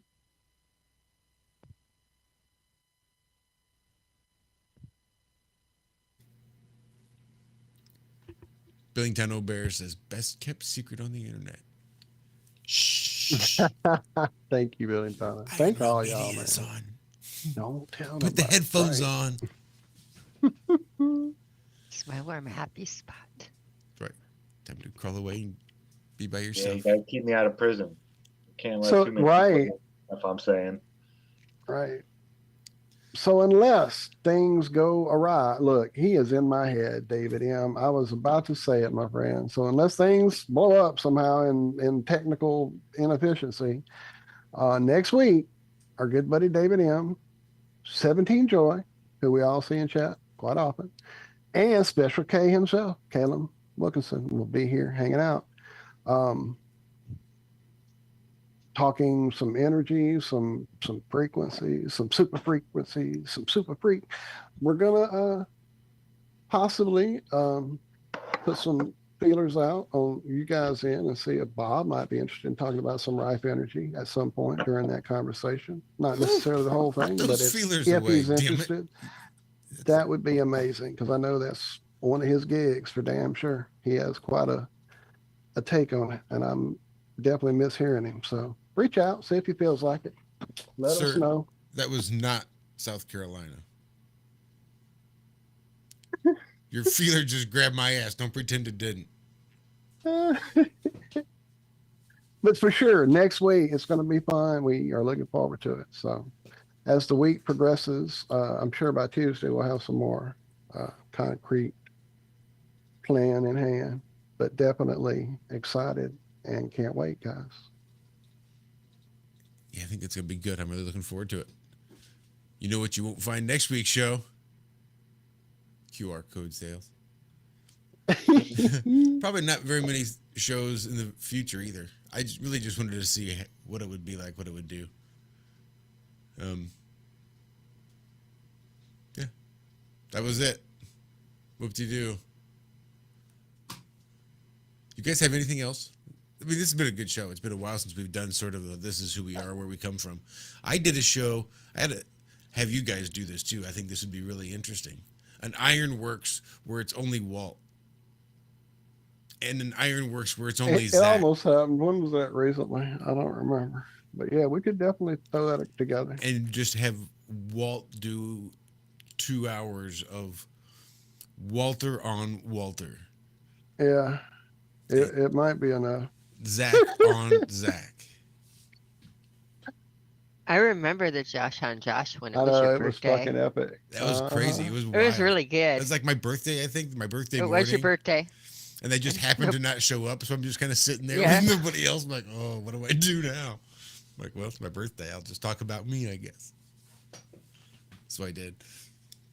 If you want to see that show, good luck finding it. Mm-hmm. Full stop. That's all I got. Well, it was in October, the 1st of October. Find a show from October 1st. Well, if you find all the shows from October 1st, it'll be one of them. No, I think it was 2017, I think. TFR. It'd have been a Tuesday or Friday. I don't know. Gosh, we've been doing this for a while, haven't we? Yeah. A minute. A minute. Crazy to think. There it is. Sometimes some people need more therapy than others. Yeah. Best therapy there is. Well, cheapest. Well, I don't know about that either. We will be having Rico's tinfoil sombrero on in the very near future too. He's about to hit his anniversary, his Effie anniversary. So we should be doing that soon. He was on for his 7 years, and I guess that was 2 years ago. So this will be, I think, his 9-year anniversary. So yeah, I guess that makes sense because that's about when mine was too. So yep, I think that's right. I just said that earlier. A slight kitty count, guys, for y'all before we left. They haven't been really around. I've been wearing them out a lot with the feather toy and the other whatever it is, little bat on a toy. They're still lingering around from Halloween, but they love tasting them. Anyway, there was your kitty corner. All right, guys, love y'all. Love y'all. Kitty corner my ass. You got cases of feather toys from your old job. I got you. See? Yeah, they go there. Love you guys. It's been an absolute pleasure. We hope to see you back here next Friday for more Have No Sphere. We will have David Calvin, 17 Joy on. We'll be talking parasites, frequencies, all kinds of good stuff. It'll be a really deep conversation, and I'm really looking forward to it. Or you can find us on Tuesdays and Friday mornings. Kick it off at 4 a.m. Central. All right, now technically it's on truthfrequencyradio.com, tfrlive.com. I'm not even sure that's true. Rumor has it that it's there. I don't know. I don't know if it's going out anywhere other than where I send it. But yeah, I know. who knows? Who knows? But we are on YouTube. It's a struggle, guy. And D-Live and Odyssey and Facebook and Twitter. Every Tuesday and Friday. Tommy Snoop, I do want to get on with you. I do. I'll see you. Give me a few. I got to do some stuff. I'm on right now. Oh, this fucker. All right, I'm going to hurry. All right. Love y'all. Love you guys. Have a great rest of your weekend. And we will see you right back here next week. God willing, and the creek don't rise. Well, there weren't many creek in this area.